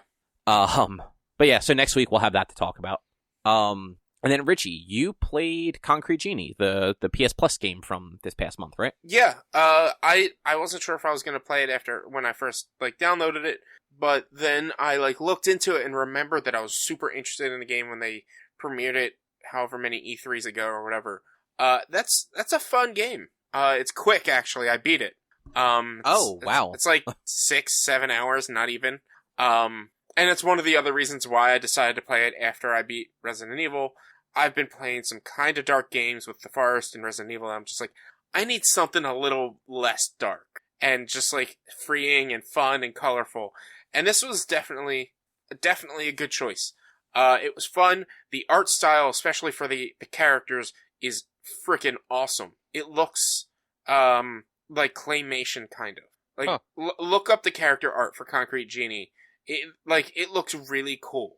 And just the sceneries and the backgrounds and everything are really, really interesting. And what it is you play as this kid named Ash who finds a magic paintbrush. And he's sort of a loner, loves art, and he's bullied by a group of kids who live in this town called Densky. And the town has basically been abandoned because of an incident that happened a couple years back, and now these stupid asshole teenagers that bully Ash pretty much run the town and just use it as their own playground.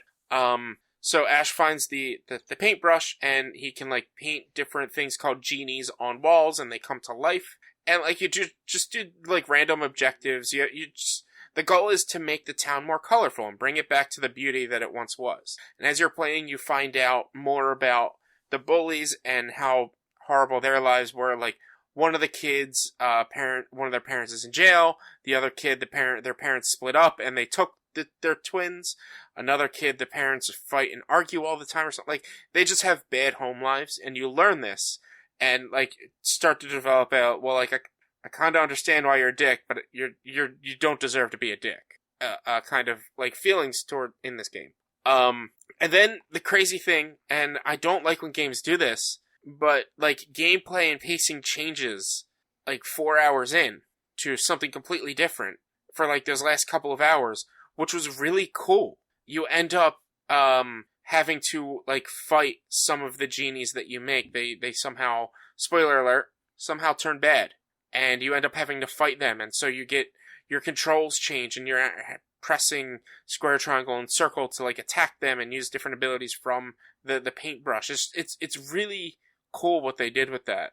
But the whole beginning part of the game, the first 4 or 5 hours, you're just painting and using preset, pre-made different templates to paint on the walls and make different dioramas and things like that. It was really cool. And like I said, the art is freaking fantastic in this game. Yeah, that game looks really neat. I don't know if I'll ever get around to playing it, but just the visualness of it looked super nice. Yeah, it was. And like I said, it's a quick game, and there's a free paint mode that you can go to each of the areas and just paint and design anything that you want throughout the areas, which is cool. It is a nice, fun, light game. and it starts out kind of dull and dreary, but it becomes very colorful with the painting that you do. And after you beat it, you unlock a big room underneath the lighthouse that you can just paint whatever you want all around this large room. It was really cool. Nice. Yeah. Nice.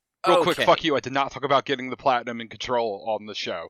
Really? I got it last Sunday, like not the one that just passed, but the week before, and then I didn't record last week. Holy shit, really? I feel like you did talk about it. Did we talk about it that much in the chat? You talked about Yes. having beaten... No, Control. I hadn't beat Control on the show the last time I was on the show. I'd played like 3 hours the last time I was on the show, and then I played like 18 more hours of it that next weekend. Wow. It really does. Like, I remember you talking about it, but like I feel like you actually talked about it. I didn't just read like text. I guess you read text in people's voice. So fucking maybe. I mean, I kind of read in people's voices when I know what their voice sound like. But just real quick, that game's go. fucking awesome. I don't want to say too much about it because like saying too much about that game kind of gives a lot of that what was cool about that game away. But like it was a pretty easy platinum, and like I only have 4 platinums, and 3 of them, the other 3 were Borderlands 1, Rocket League, and Astro's Playroom. So 2 of those are like not even anything. Like the Rocket League and Astro's Playroom platinum, nothing. I mean, you had to drive a lot to get that Rocket League one. You do, but which is basically just you have to play a lot of fucking Rocket League. Mm-hmm. But and I probably would have gotten the platinum in Control sooner had I kept up with the board countermeasures while actually playing through the game. But I hadn't looked at the trophies really until like the end, and I was like, oh shit, I have almost all the trophies in this. I guess I'll figure out what these handful of other trophies are and get the platinum. And one of them is do 25 board countermeasures, and I'm like, fuck, I should have kept up with these while playing the game. Whoops. Because a lot of them are go kill either just an X number of enemies or a certain type of enemy, or kill an X number with a certain gun. And like now when you're trying to go back, you're like relying on random encounters to happen, basically. And it's just way harder to get some of those because you wind up having to fast travel just like back and forth. But at least the loads are real fast, so it's not that bad. But I probably wasted 3 hours just trying to grind that trophy. Which is a lot, but... Yeah, it was like almost 10% of... more than 10% of the time I played that game, really. Jesus. When it took me 21 hours to get the platinum. And I legit probably spent at least 3 hours just like, alright, I need to do countermeasures, fast travel, back and forth. And you can only have 3 active at a time, so it's not like I can just have like 7 or 8 going and be bouncing to 5 or 6 different locations to try to get them done. I might have 3 all in one area and have to leave that area, wait a little bit, come back, and hope there's a thing going. Oh, okay. Ugh.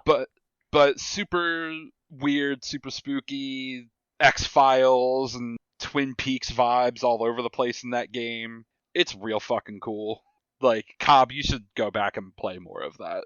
Like, you should finish that game. Honestly, like, the only thing that's kind of stopping me, like, I was going to actually start playing it, like, 2 weeks ago or whatever, but apparently the upgrade thing really doesn't transfer your save. It seems like, I think the only way it would work on Xbox is if I download the Ultimate Edition onto my Xbox One and download my save, start a game on Xbox One Ultimate Edition, and then upload the save and start it again on the Xbox Series X. And, like, I'm just enough into that game that I just don't want to replay that whole beginning again right now. Yeah, that's fair. Like, I will go back to it eventually, but knowing that I have to play, like, the first, like, 2.5, 3 hours over again, it's like, I don't want to do that again. Yeah, no, totally. and honestly, Richie, like, you would really like that game. It's fucking real cool. Yeah, that's on my list of games to play. One of the reasons why I don't know if I'm going to start Persona 5 this weekend. I mean, honestly, like, between that and a few others... beat Control in a weekend.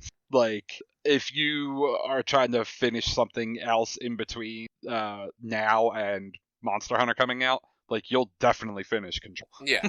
Yeah, like, I would, as much as I love Persona 5, I would definitely say fucking play, like, Control and some of those other, like, PlayStation Plus collection stuff that you haven't played before Persona 5, like, to fill that gap, because Persona is such a long, dense game, like, you're gonna end up getting halfway into it, getting sidetracked by something else, starting Monster Hunter, and then either never going back to it, or going back to it so far from now that, with the way you play games, you'll just end up starting it over. I would definitely probably just end up... And, like, that's too much game to start over if you didn't, like, play it all the way through, and between Control, Ratchet and Clank, and whatever else is on that collection, like, there's a lot of gold games on that collection that are worth playing. Yeah. Especially in, like, the time frame that you're looking to play it in. Like, a month of weekends, basically. Yeah, we'll see. Like I said, I gotta figure... I might just take time off of games for the next couple of weeks and focus on watching stuff, because I'm behind on watching things. Fuck watching stuff. Playing things is so much better. Well, that's true. You are completely behind on all the CW stuff at this point. Yeah, I'm...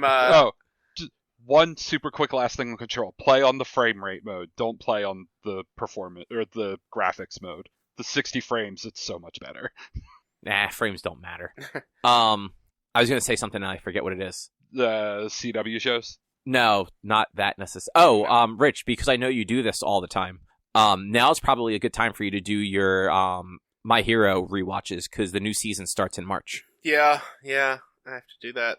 Because you like rewatch all of the seasons before the new season airs, right? Yes, I do. But I watch it English dubbed, because I've already seen it in Japanese, and the first 3 seasons I've seen already, or all of them I've seen already, but some of them I've seen twice, or 3 times, or 4 times, because this will be season 5, I think. I didn't start until season 2, so I've seen season 1 and 2 twice now. Maybe I didn't start until midway through season 3. I can't fully remember, but I know I've seen season 1 and 2 in full at least twice.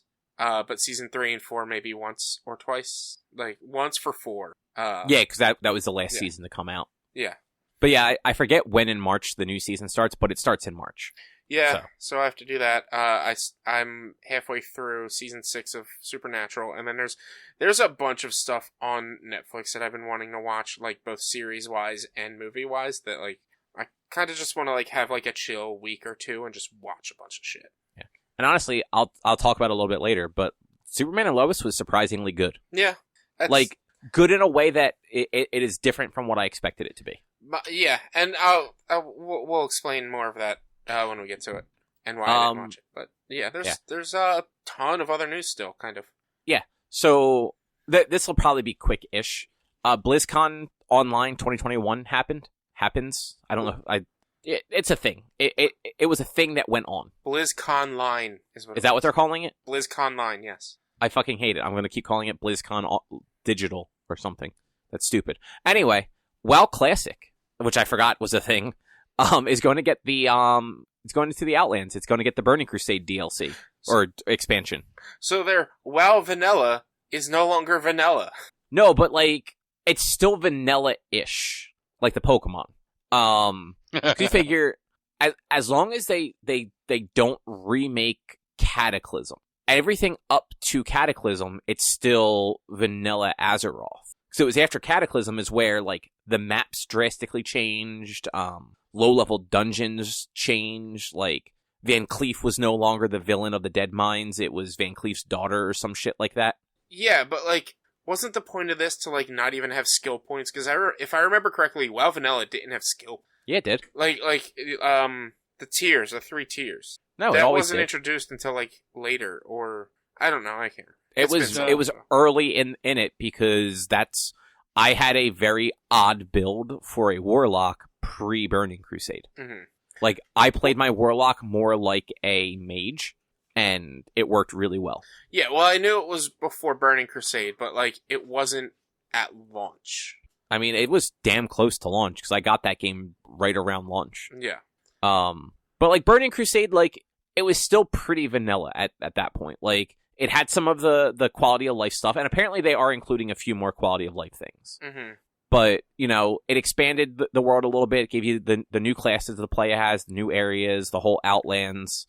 Flying mounts were a thing at that point, but not in Azeroth yet. Yeah. But, you could do the looking for group and, teleport right to a dungeon. You didn't have to, actually run to the dungeon. And, stupid stuff like that. So, yeah, I don't know.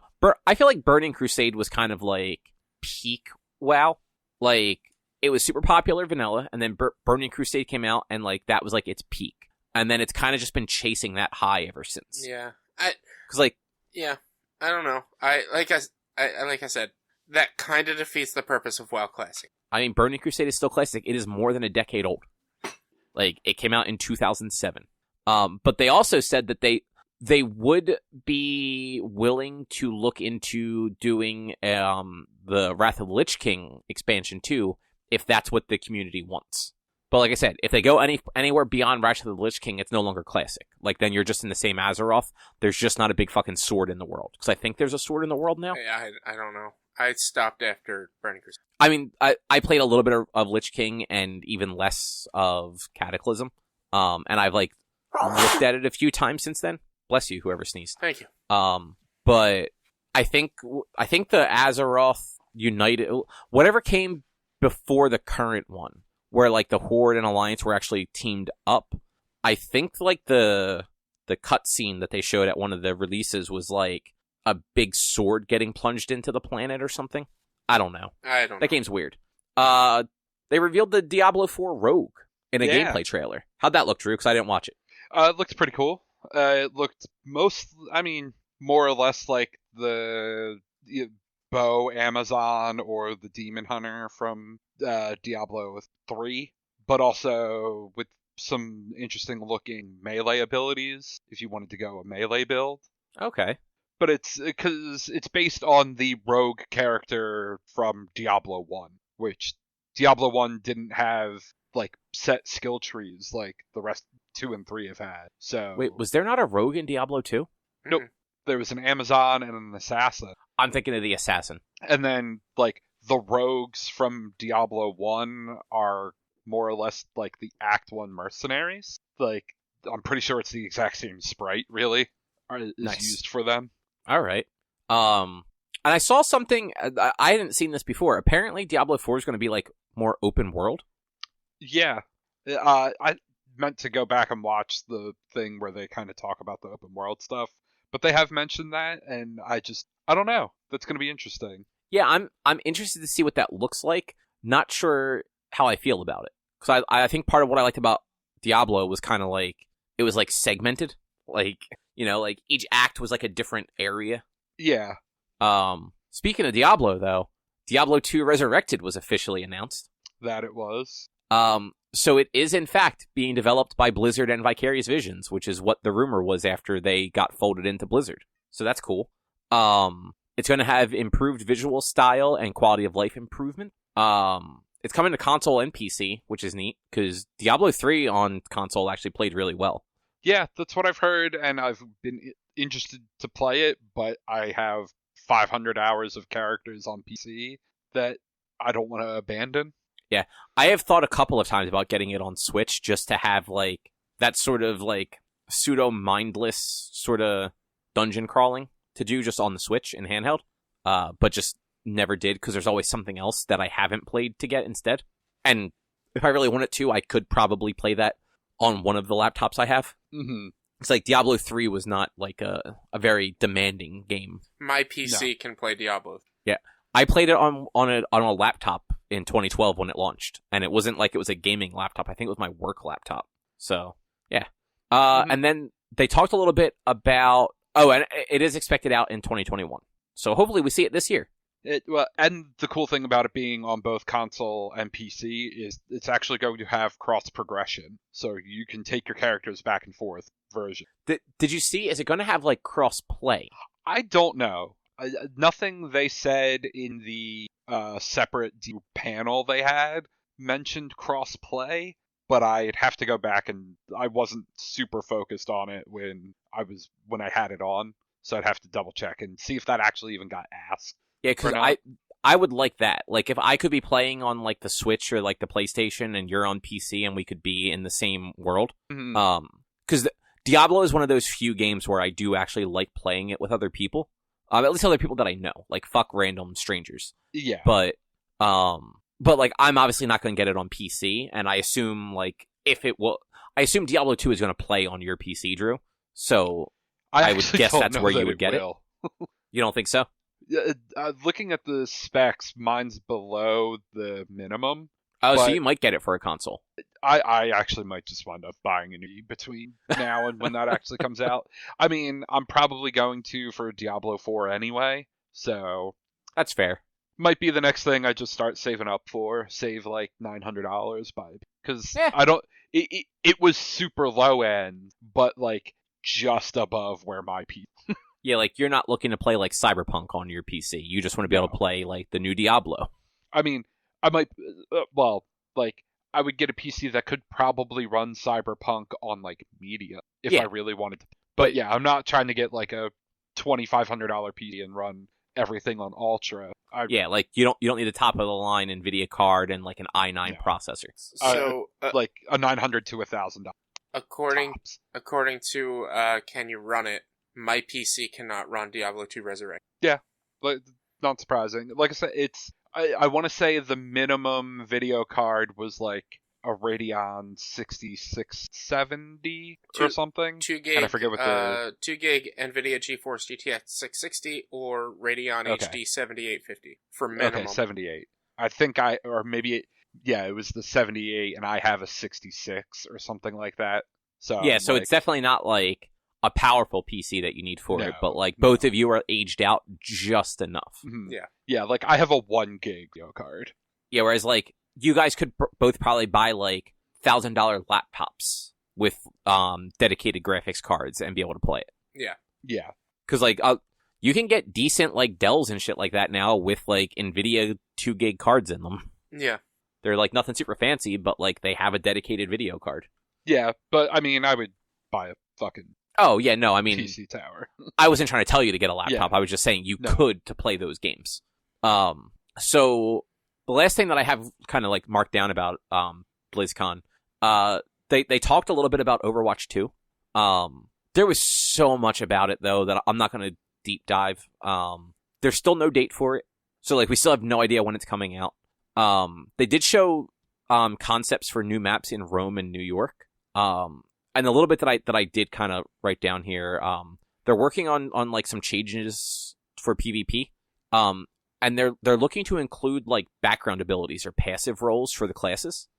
So like the three things that they pointed out would be right now, they're considering them experimental, but a tank passive is currently reduction in knockback and less ult charge generated for those shooting them.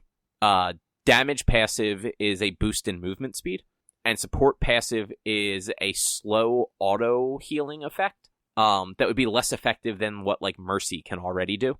Interesting. Yeah, and like it goes on to say that like they are all like experiments they're doing, so like they might not be in the final game, but those are some of the things that they're trying out for the new game, as well as like all the different modes, like the heroes mode, PvP stuff, the story mode stuff. Like they've definitely got a lot going on that they're trying to do with Overwatch. But I feel like that game was announced so long ago, and this is like the first time they've mentioned it since then. Yeah. They did say that they hope to have more regular information on it soon. So maybe maybe they'll announce like even just a release window for it in the next month or two. But I get the feeling if they're considering some of this stuff experimental still, this is still not like a 2021 title. Oh, if it was a 2021 title, then... That is true. That is true. But yeah, so that's sort of the interesting stuff out of BlizzCon. This is sort of like a weird thing. I've been on a little bit of like a Star Wars kick, like outside of the movies at least. So I started going back through the Clone Wars. I think I mentioned that a couple weeks ago. I'm almost done season 3. That show does get a lot better after you get through the first season. It's very hard to follow though, if like you're just kind of like watching it sort of in the background, for lack of a better word. Like I have it on while I'm working. Mm-hmm. And, like, I'm paying attention to it, but, like, I'm obviously not, like, watching, like, every single second of it, like with extreme focus. It's all over the place chronologically, though. Like, there are episodes in season 3 that take place before episode 1. Yeah, and it's like, so from what I've gathered, in season 1, so there was the Clone Wars movie that was, like, theatrically released in 2008. Apparently, that was originally supposed to be part of the show. That was supposed to be episodes of the show. That it looked better than they expected, so they made it a feature instead. Yeah. Okay. And then they started the cartoon from there. But some of the episodes of the cartoon are actually based before the movie.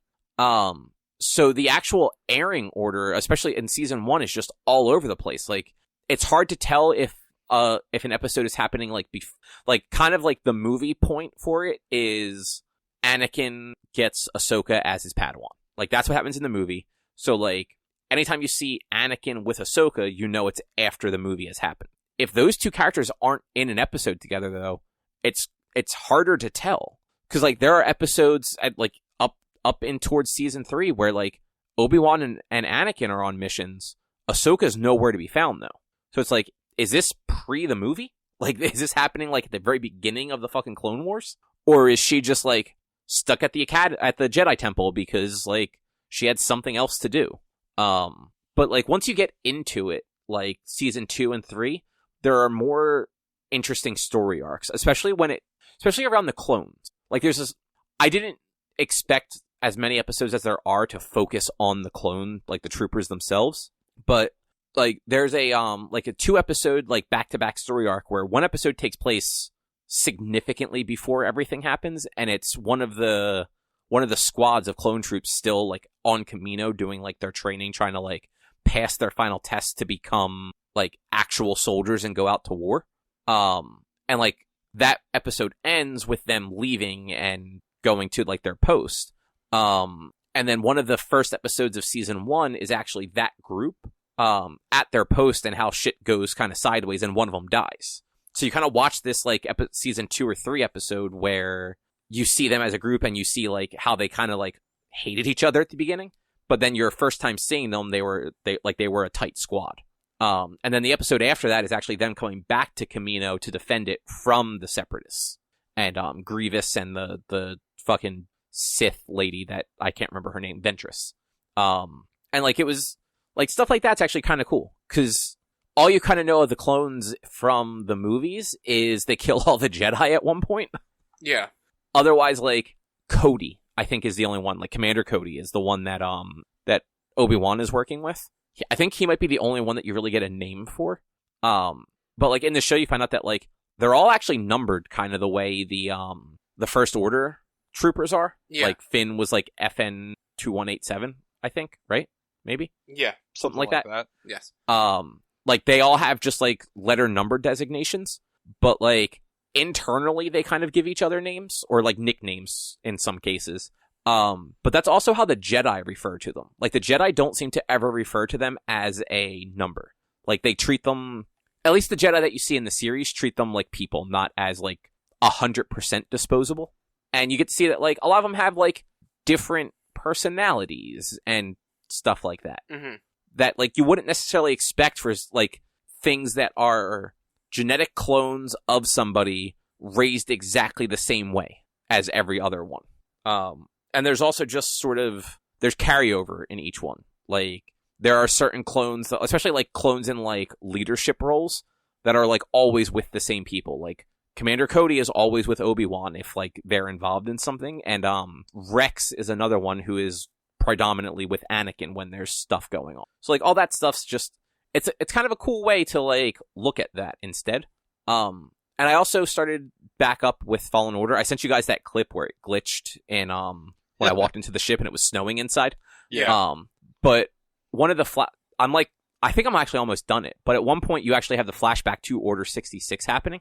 Like, you see how Cal escaped Order 66. But you're on, like, this ship and there's a bunch of clone troopers prior to it happening. And I noticed that if you go up and talk to them, they are all voiced by the same guy that voices them in the Clone Wars cartoon, which I thought was actually a pretty cool, like, thing. Yeah.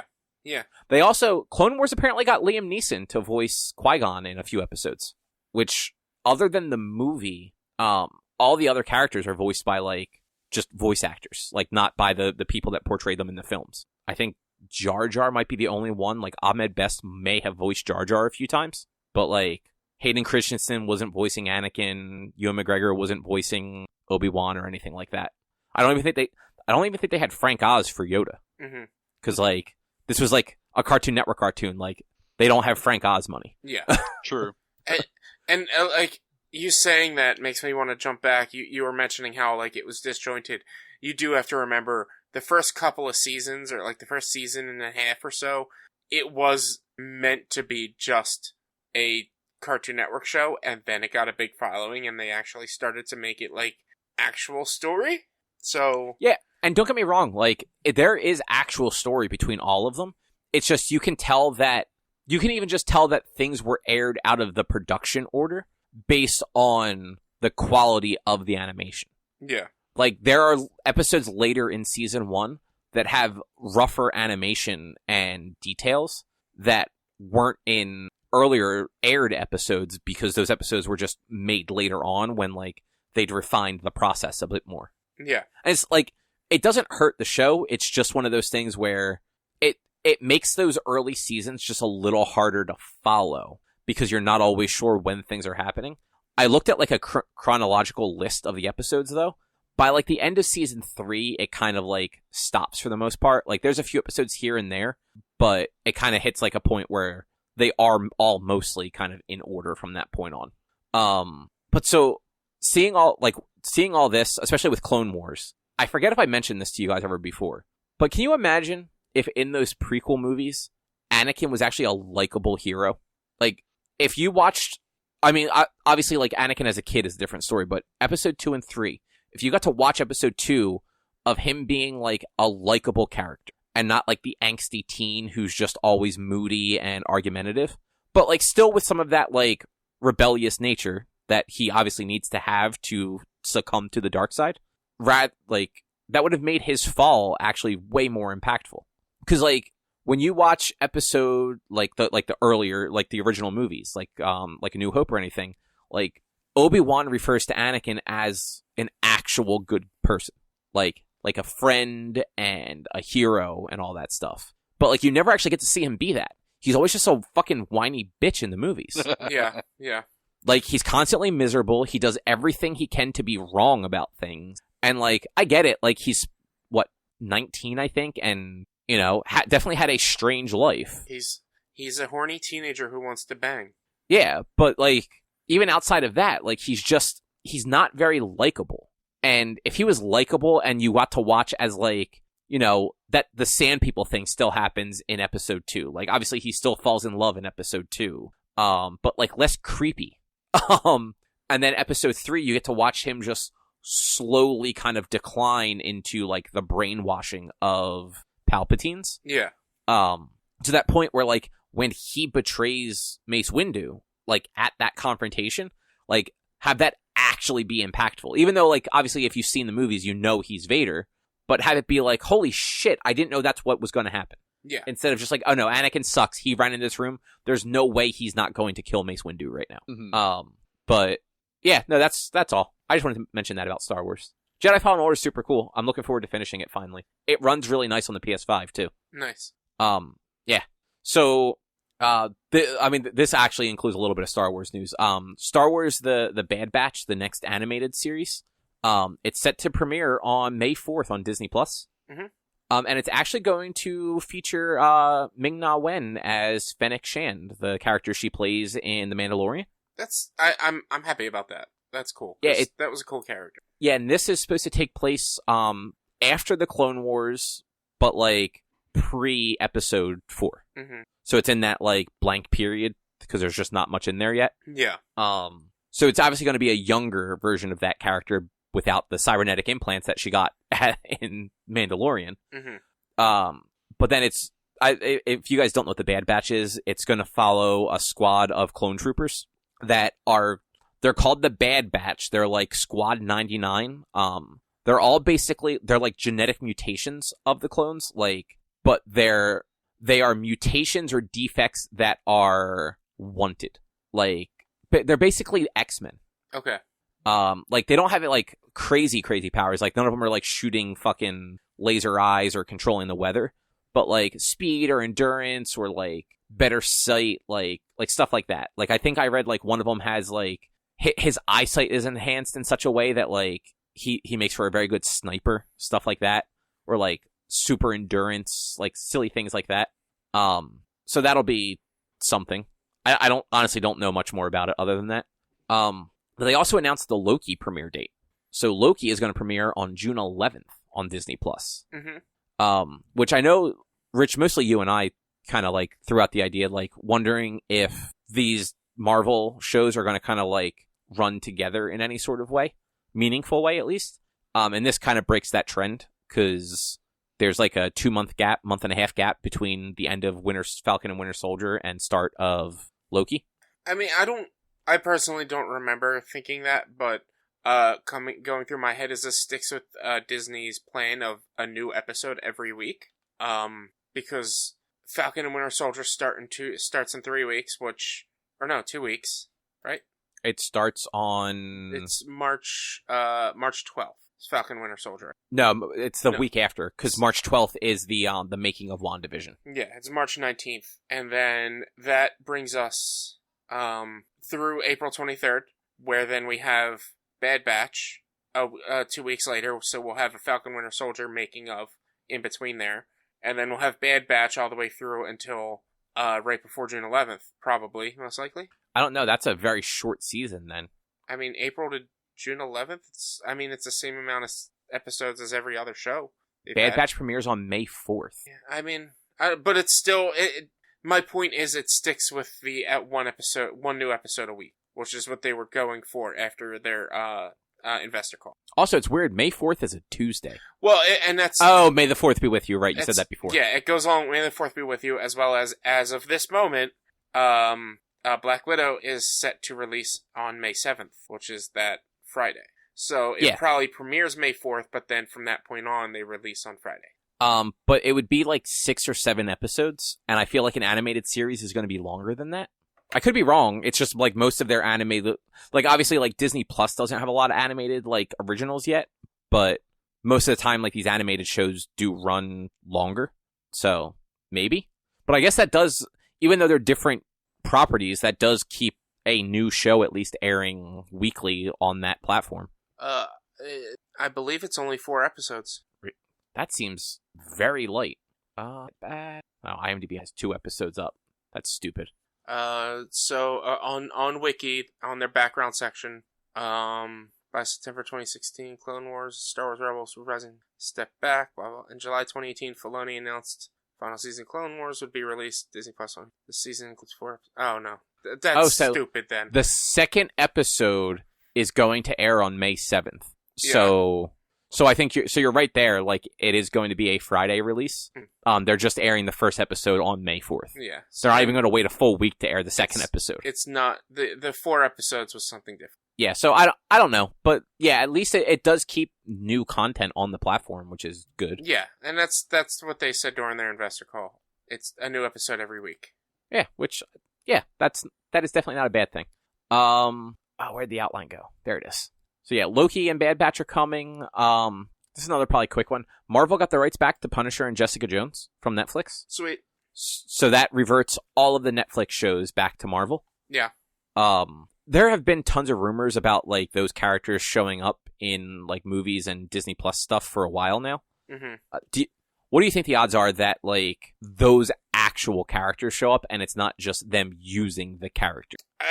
As of right now, not high, but and there were rumors that Daredevil, or that what's his name, was going to be Daredevil in Spider-Man. Charlie Cox was going to be Daredevil in Spider-Man. But I don't think it's very likely right now. But maybe, who knows? Maybe down the future, it would be nice. People like those shows, and they were all great actors and greatly casted and well casted. That it would make sense just to like bring their contracts and keep them. I mean, I imagine at this point their contracts have expired. And I know some of them are on new, like different shows and stuff now. Like, Luke Cage is on a show on CBS called Evil. Mm-hmm. And I forget the Misty from Luke Cage is a judge on a show on like CBS or ABC. Yeah. I see previews for it all the time. Yeah. So yeah, I don't know if any of those actors are just actually like readily available. But you're right, like they were well cast, and it would be nice to see them continue those. I don't expect them to. No, probably not. I definitely expect them to use those characters, just different iterations of them, and to try and make people just forget that the other ones existed. Yeah. Yeah. So earlier today, the third Spider-Man movie got an official name. It is Spider-Man No Way Home. It makes sense based on the end of the last Spider-Man movie. I wonder how long after that this will take place. Yeah, so along with this, I think it was yesterday or the day before, the 3 stars of the movie, Tom Holland, Zendaya, and Jacob Batalon, who he's Ned, Mm-hmm. They shared fake titles on like social media, but they also included screen like shots from the actual movie. Yeah. So the 3 titles they gave, Holland was Spider-Man Phone Home, Zendaya was Spider-Man Home Slice, and Batalon was Spider-Man Home Wrecker. Yeah. But all 3 of the scenes seemed kind of like they were looking at something in all 3 of them. Something that you could not see in the image. It was either off screen or like on a like computer screen faced away from us. But they looked like they were like in like a warehouse in like hiding or something like that. Mm-hmm. I don't know if you saw the images. I did not. No. But it makes me wonder if, because Pete's identity was revealed at the end of Far From Home, if he is kind of like on the run and they're just with him. Like if he is hiding. Or alternately, they ended up in the multiverse because of the all the castings and the rumored castings they've had going on. Mm-hmm. So maybe. Yeah, I don't know. I'm not gonna put any rumor or any speculation out of it right now. Like I said, I didn't even see the things, but it's cool that we at least have a title. Yeah, I mean, No Way Home definitely, like, you can read that 2 different ways. Is he can't go home because he's been outed, which Doctor Strange being confirmed for the movie, like, Doctor Strange was one of the main people involved in erasing everyone's memory of Pete's identity. Yeah. In the comics. So there's that, but also with the multiverse being a thing now, and Pete, and all those other actors confirmed, like Far From Home could also be like a multiversal adventure. There's one thing that we don't know if their multiverse is confirmed. Yes, we have Doctor Strange in the Multiverse of Madness, but we don't know to what extent. And even WandaVision, it's not an alternate universe. It's just like it's Wanda magic. So. Yeah, but if something is called the Multiverse of Madness, that's kind of confirming that a multiverse exists. We were talking earlier about the what was it again? All the way up with the D&D thing. The demi-plane of dread is still in the same planal universe of everything else in D&D, but it's a demi-plane of dread. So, like, yeah. Planes of existence and multiple universes are different things. And I mean, the fact that the multiverse is a known thing in comics and in other properties. Like, they basically confirmed that Agents of S.H.I.E.L.D. became a different universe at one point without, like, outright saying it, by just stopping tying it into anything. It didn't even tie into the fucking snap. There was, I mean, yes, and look, all I'm saying is, just because we have the Multiverse of Madness that comes out after this movie, doesn't mean we're gonna have. We don't know if we'll necessarily have multiverse stuff in this one. I mean, you're not wrong about that. No, it's not guaranteed, but it's also when they've confirmed casting of Alfred Molina and Jamie Foxx as Electro and Doc Ock.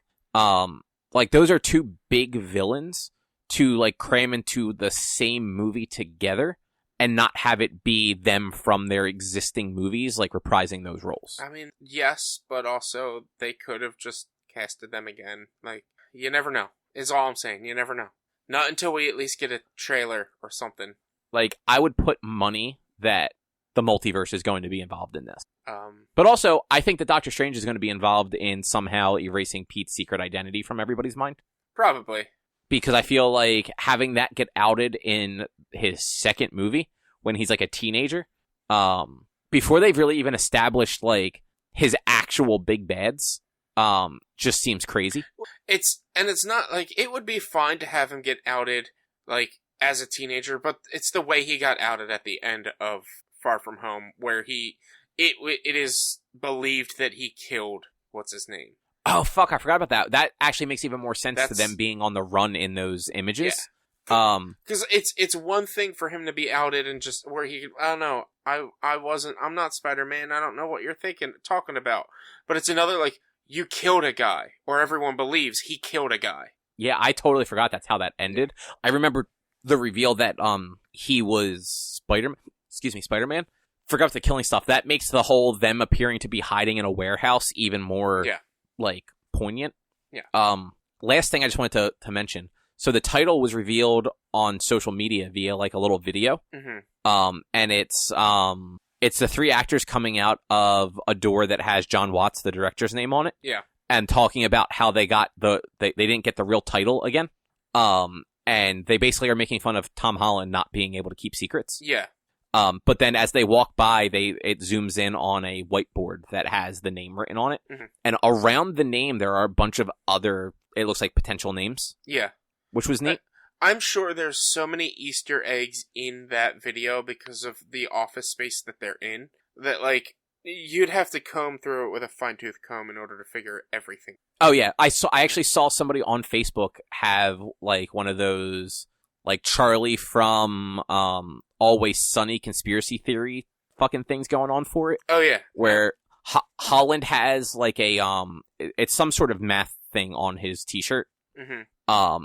And he, like, figured out the math, and he's like, so if you do the math and all this, it equals, like, 54.58 or something like that.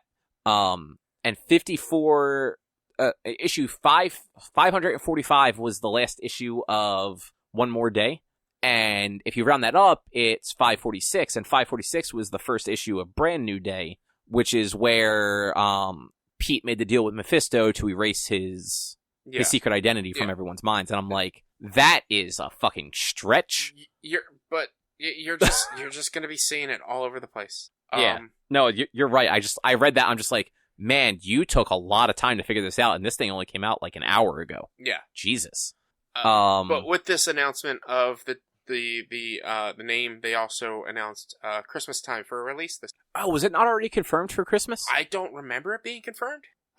Which also then brings to, at least according to Nerdist, as of right now, there's 4 Marvel movies being released this year. With Black Widow on May 7th, Shang-Chi on July 9th, Eternals on November 5th, and Spider-Man No Way Home on, they have December 17th. Which, I mean, like we were saying before we started, none of those are actually going to happen.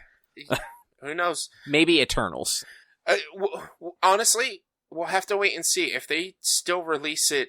Like, we live in Jersey, where I'm pretty sure movie theaters are still closed, but not every state still has movie theaters. They've been open for a long time, dog. Have they? Yeah, they have, like, limited capacity and stuff like that, and you can rent them fairly cheap. I honestly, because, I mean, I haven't really kept up on it, but, like, movie theaters had been closed for the longest time in New Jersey. Like, they were opened in Pennsylvania and Philadelphia before they reopened them in Jersey. Like, I actually don't know that that's accurate. I thought it was, they've been open for months. I thought it was still like September, October where they were closed. Nah, they were definitely open by September. Yeah. Like, incredibly limited, and they still are, but they've been open. And not all of them were open. Like, there were some that did stay closed. But you can, like, for, like, new releases, you can rent a theater for, I think it's 20 people for, like, $200. That sounds right. Which, like, isn't a bad deal if you know 20 fucking people that want to go see a movie. And, like, frankly, at, like, that, it's a private theater at that point. Like, everyone can sit spaced out. Like, if you know 20 people, like, everyone fucking chips in and, like, you can go see fucking Black Widow. Oh, okay, it was September that movie theaters reopened. Yeah. But still, I mean, that's a while ago. 6 months ago. It feels like yesterday still. I mean, you're not wrong. So, what were you going to say, Rich? No, I honestly don't know what I was going to say. All right. I watched that documentary movie thing, Console Wars. Mm-hmm. It's based on the book, also called Console Wars, by Blake Harris. It's unfortunately only available on CBS All Access, which is a really shitty platform. Oh yeah. Like it's bad. There's no app called All Access on the Android store. Well, you know they're closing All Access next week for Paramount Plus. Yeah, but it's just going to roll into it. Yeah. Like, it's just like a rebranding. It's kind of like HBO, whatever it was called before it became HBO Max. Yeah. Oh, because I don't have cable, I wanted to watch the Super Bowl, so I signed up for the free trial of CBS All Access. It was down for the first hour of the game. That sounds about right. And because I signed up for it, while it was going down, there was like a screw up, and it wouldn't take my password. It would tell me I'd have to like actually sign up for it again. I ended up having to call like their help desk, which I was on the phone with them for 45 minutes, and had to reapply or re-sign up like 3 times while on the phone with them before it would actually work. But I got a free month because of it. Which, I mean, hey, that's something. But yeah, like, so I looked on the apps on the Play Store, and the only CBS thing that would come up was like CBS Live TV. And I'm like, well, that can't fucking be right. I'm not looking for live TV. So I like Googled it, and like when I Googled it, it came up with an All Access app. Mm-hmm. That's apparently the app for like Android television. So if you have an Android TV and you want to install the app, it's actually called fucking All Access. Yeah. Like, it's so fucking backwards and annoying. And the live TV app is the one that you want, apparently. Yeah, it is, because it's if you have CBS All Access, you download the CBS app, and you have all access to live TV and everything else. Yeah, it's just... I don't like the platform. I signed up for the 7-day trial, and honestly, I'm doing the super shitty thing. I have the 7-day trial with one email address, and I'm probably going to sign up for another one with a different email address. So I wanted to watch Console Wars, and I want to watch the Stand miniseries, the Stephen King thing that came out. Yeah. It finished airing like a month or so ago. Yeah. And it seems interesting, but I definitely I'm not paying for a month of this shitty platform. Yeah. It's just like Peacock. Like, I will only pay the minimum for Peacock once all of AP Bio is available. And honestly, if AP Bio never airs again, I might never subscribe to it again. But yeah, CBS All Access, not good. Don't like it. No. Do not recommend. The movie, though, the Console Wars was really good. It's like a condensed version of the book, which the book was the history of Sega and Nintendo in the late 80s and early 90s, mm-hmm. as well as like a little more history, like going back into like the early 80s about like the Atari crash of the video game stuff, and like how Nintendo kind of had to like fight their way to like actually get the console on the market in the US in 85. Yeah. The book is actually really long and goes into a lot of detail. The movie does cut a lot of that out and just kind of hits on like the key points. The biggest difference is like the movie is definitely more of like a documentary. Like, it's just straight interviews with a lot of people that were there at the time, like Tom Kalinske and Bill White, and I can't think of anyone else's fucking name right now. Mm-hmm. But like a lot of the executives that were at Nintendo and Sega and in the later case Sony were all interviewed, and like we're talking about it, and you could tell that like the Nintendo people are still kind of bitter about Sega, and the Sega people are still kind of bitter about Nintendo, and they all seem kind of bitter about Sony. So but a lot of those people don't even work for those companies anymore, so it's really just like Kalinske left Sega like 2 years after the Saturn, or a year after the Saturn, because Sega just started doing a bunch of stupid shit that like they weren't listening to him on. So he's just like, yeah, fuck it, I'm done. Yeah. Bye. Yeah. But yeah, it's a 90-minute movie. If you're interested in like video game history stuff like that, it's worth signing up for the free trial and watching it. Yeah. Especially if you don't want to read like a 400-page book. I will say the book is better in this case, just because it does have a lot more detail, and it's told more like narratively. Like, it's actually told as a story, just based on all of the interviews that Harris did with all of these people. So it's more like an oral history, I guess you'd call it. Mm-hmm. And the kind of like a side thing. I don't know if you guys saw this. Nintendo apparently has a concierge program going on right now. No, okay. So it's free, and it's basically you can get a scheduled time to talk with somebody for like recommendations on Switch games, how to use your Switch, like stuff like that. it's geared towards new people, like people that are either new to Nintendo, new to video games in general. But IGN had an article up by Rebecca Valentine, one of their news editors.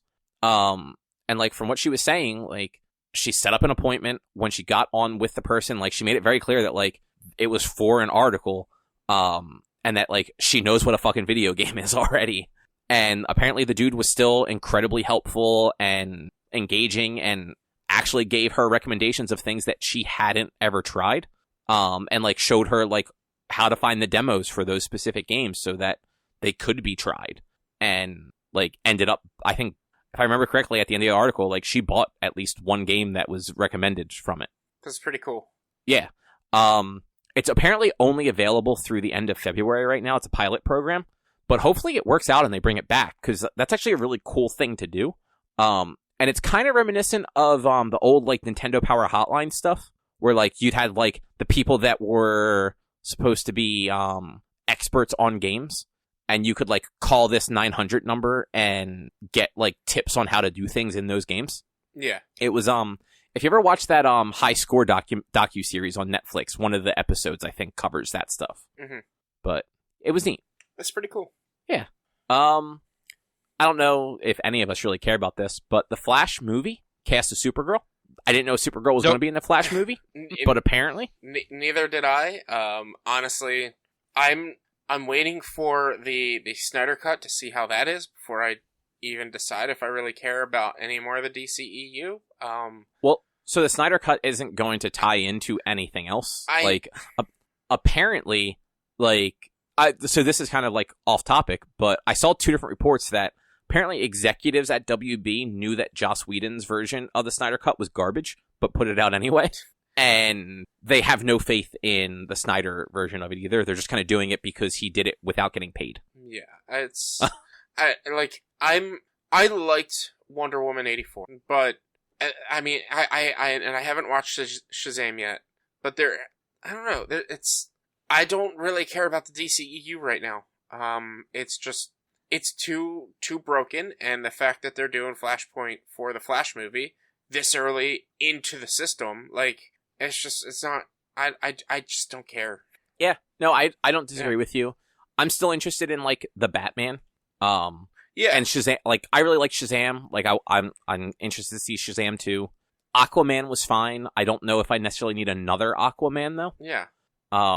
And honestly, this Flash movie has been in such a development hell sort of thing for so many years that like I still don't fully believe it's going to happen. Yeah. But it's also like you mentioned the Batman. The Batman isn't part of the DCEU right now, as far as I remember. Like it's not own right now, story. But they're also using Flash as like a reboot for that universe to get rid of everything. Yeah. And just keep the pieces they like. So maybe it will be after this. Yeah. But yeah, so they cast Supergirl. It's actress Sasha Calle. Yeah, she's from I think it's like the Days of Our Lives or Bold and the Beautiful or something like that. I think I put it on here. I looked her up just before we started talking about her, and that's really the only credit she has. It's literally the only credit she has, unless she was like a model or something beforehand, which could be. Apparently she auditioned with Ezra Miller to like test chemistry, so they're definitely going to have scenes together. We don't know if it's going to be like a Cara Danvers, Cara Zor-El version like we see in the CW show, or if it's going to be like a different version or iteration of Supergirl. And I forgot that they announced that there's going to be a Supergirl movie too. So this is probably just them bringing the character in before their own movie, kind of like they did with Wonder Woman. Yeah. WB is apparently also hoping to have similar success like they had with Wonder Woman, where Gal Gadot wasn't really like well known at that point. Like she'd been in 3 Fast and Furious movies. Yeah. But at that point, like those movies weren't even the crazy like big franchises they are now when she was cast for Batman v Superman. Mm-hmm. So they're kind of hoping like a similar thing happens where a relatively unknown actress gets cast and like just excels in the role and all that fun stuff. Yeah. But I don't know. Yeah, I don't think this movie is ever going to happen, if I'm being honest. It's also apparently, and this kind of makes me not want to watch it, apparently Ezra Miller's kind of an asshole. And I love The Flash, and I love Barry Allen, and if you have an asshole casted as one of the nicest characters in the world, it's just gonna ruin it for me. So I've heard, like, it's not so much that he's an asshole as much as, like, he is apparently just super socially awkward and comes off very, like, off-putting to people. Because he just doesn't know how to interact with, like, strangers and fans and stuff like that. And apparently, like, can sometimes come off a little brash and, like, jerkish. But, like, isn't necessarily, like, a mean person. Yeah. I'm going to be super quick about this because you didn't watch it. Yeah, we can talk about it more next week. Yeah, Superman and Lois premiered. I actually thought it was really good. I get the intense feeling that it is not actually part of, like, Earth Prime in the Arrowverse, though. It's just the way that their kids are teenagers seems weird. Even with, like, the whole reset from Crisis, like, that seems weird. And there's just I know it's just the first episode, but there's, like, no mention of, like, anything else that's been going on in the world. With all, like, because, like, there's a lot of heroes in this fucking world at this point. Mm-hmm. It was good, though. It was definitely more family drama than, like, CW superhero show. Yeah. But, like, it was, like, good family drama as much as, like, a CW show could be. And I was at least, like, I was compelled to keep watching it. Yeah. Like, seeing, like, the brothers kind of, like, they're brothers and they're teenagers, so they hate each other, but they also, like, have each other's backs when they need to. Super confused why they named one of them Jordan. Like, one brother's named Jonathan. That is a comic book character. Like, that is Superman's son in the comics. Jordan does not exist in the comics. And I feel like they could have named him Connor instead and at least gotten the, like, fanboy happiness, because Connor Kent is Connor Kent is a version of Superboy. He is a very popular version of Superboy. He is not the son of anybody. He is the, in current continuity, he's the genetic clone of Superman and Lex Luthor, because why the fuck not? But, you know, I feel like that would have been a better, like, call than, like, a random, like, Jordan. Just seems like a weird fucking choice. I mean, I don't know. We've been spoiled with all the WandaVision references in comic book references in the show that, to me, it doesn't matter what they call these kids. They could have been called Kid 1 and 2, and if I enjoy the show, I'll watch it. I like what they name the kids doesn't matter. I know, it's just one of those. It's like, it's just weird because most of these Arrowverse shows are pretty good about, like, grabbing characters from the existing, like, comic continuities.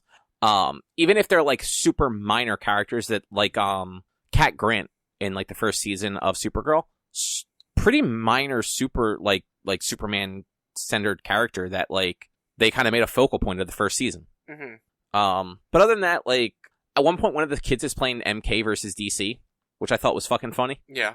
Like, I think he was playing, like, Raiden against Superman. Okay. I hope that John Cryer's in it at some point, like, as Lex. Like, if this is part of, like, Arrowverse Prime, like, he's a really good Lex Luthor, and if Supergirl's ending, it would be nice if he shows up. Yeah, we'll have to see what they did with Supergirl, though, because I thought he's not dead, but...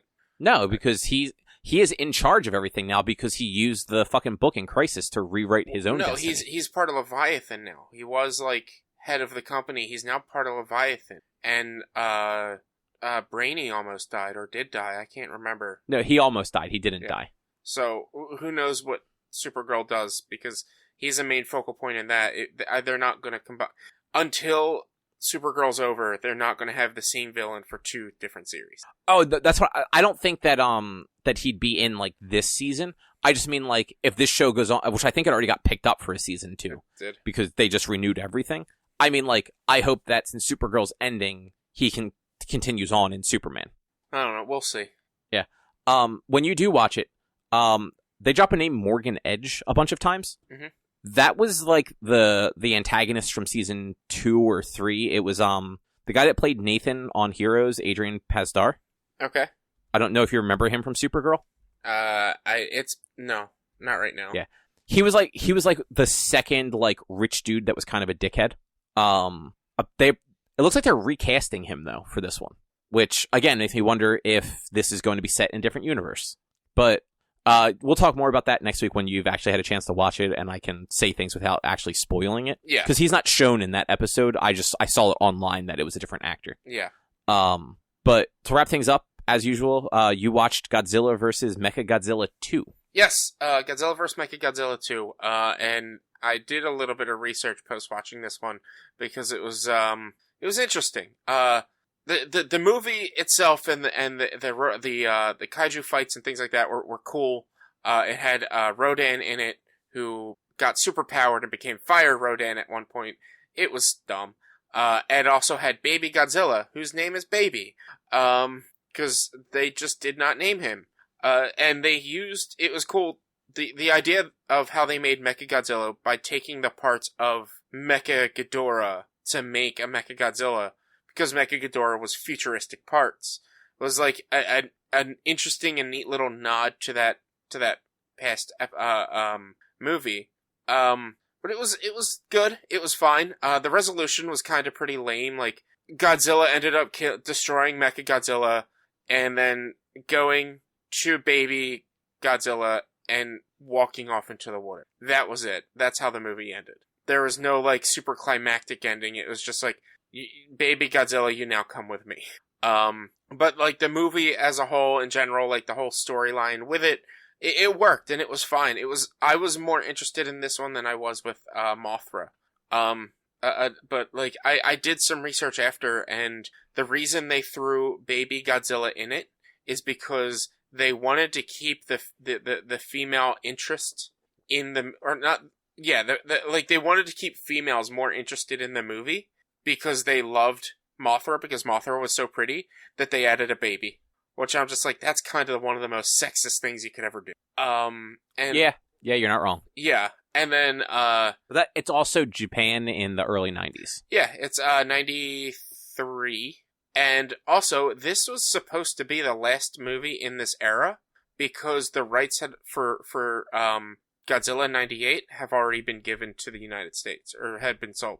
So they didn't want to like have competing Godzilla movies. So this was supposed to be their last one, and their original goal was to be a remake of Godzilla vs. King Kong. But they couldn't get the rights to King Kong, so then they were just going to have it be Godzilla vs. a robotic monkey. But the robotic giant monkey was still too close to King Kong, so they went with Mechagodzilla. Okay. Yeah.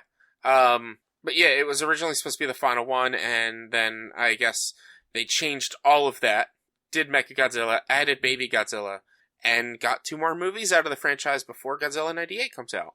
But yeah, it was good. It was enjoyable. I'm making this one quick and tight, and because there's not really a lot of memorable things to talk about it. But it was just fine, or not fine. It was good. And my next one, which I'm kind of looking forward to, is Godzilla vs. Spacegodzilla, because space Godzilla. So is this like an actual Godzilla from space? Yes, actually it is. It is considered a Godzilla. Like, it somehow is a Godzillasaurus that went into space and got turned into Crystal Space Godzilla, I guess. I don't really know. I haven't read up into it, but people can, like, when you go through, like, the, quotes, evolution of Godzilla videos and things like that, that is part of Godzilla's evolution, is Space Godzilla. That's weird, but okay. Yeah. So that's the second to last one in the era, and then I have Destroya, and then, so 2 weeks, let's see. Yeah, 2 weeks or 3 weeks from now, I'll be watching Godzilla Godzilla 98. I hate you, Cobb. Oh, you're actually gonna watch it? Yeah, and it's after Destroya, so it's Godzilla vs. Space Godzilla on this Saturday. And then on the 6th of March is Godzilla vs. Destroya. And then is Godzilla 98 on the 13th. Good job. I hate you so much. I hate you. I guess I think that's a show, though. Yeah, that's a show. All right. If you'd like to find more of our content, you can head over to www.one-quest.com. You can also help us out by supporting us at patreon.com/onequest. If you can't support us there with dollars, you can go to your favorite podcast platforms like Apple Podcasts, Google Podcasts, Spotify, Stitcher, Amazon Music, all those fun places. Subscribe to us, rate us, review us. Those things all help a whole lot. You can also find us on social media. We are facebook.com/onequestonline or at @1_quest on Instagram and Twitter. Our YouTube channel is youtube.com/onequestvideo. And you can always send us an email to social@one-quest.com. Otherwise, we'll be back next week with something else to talk about. Thanks for listening. Bye. Bye. Bye.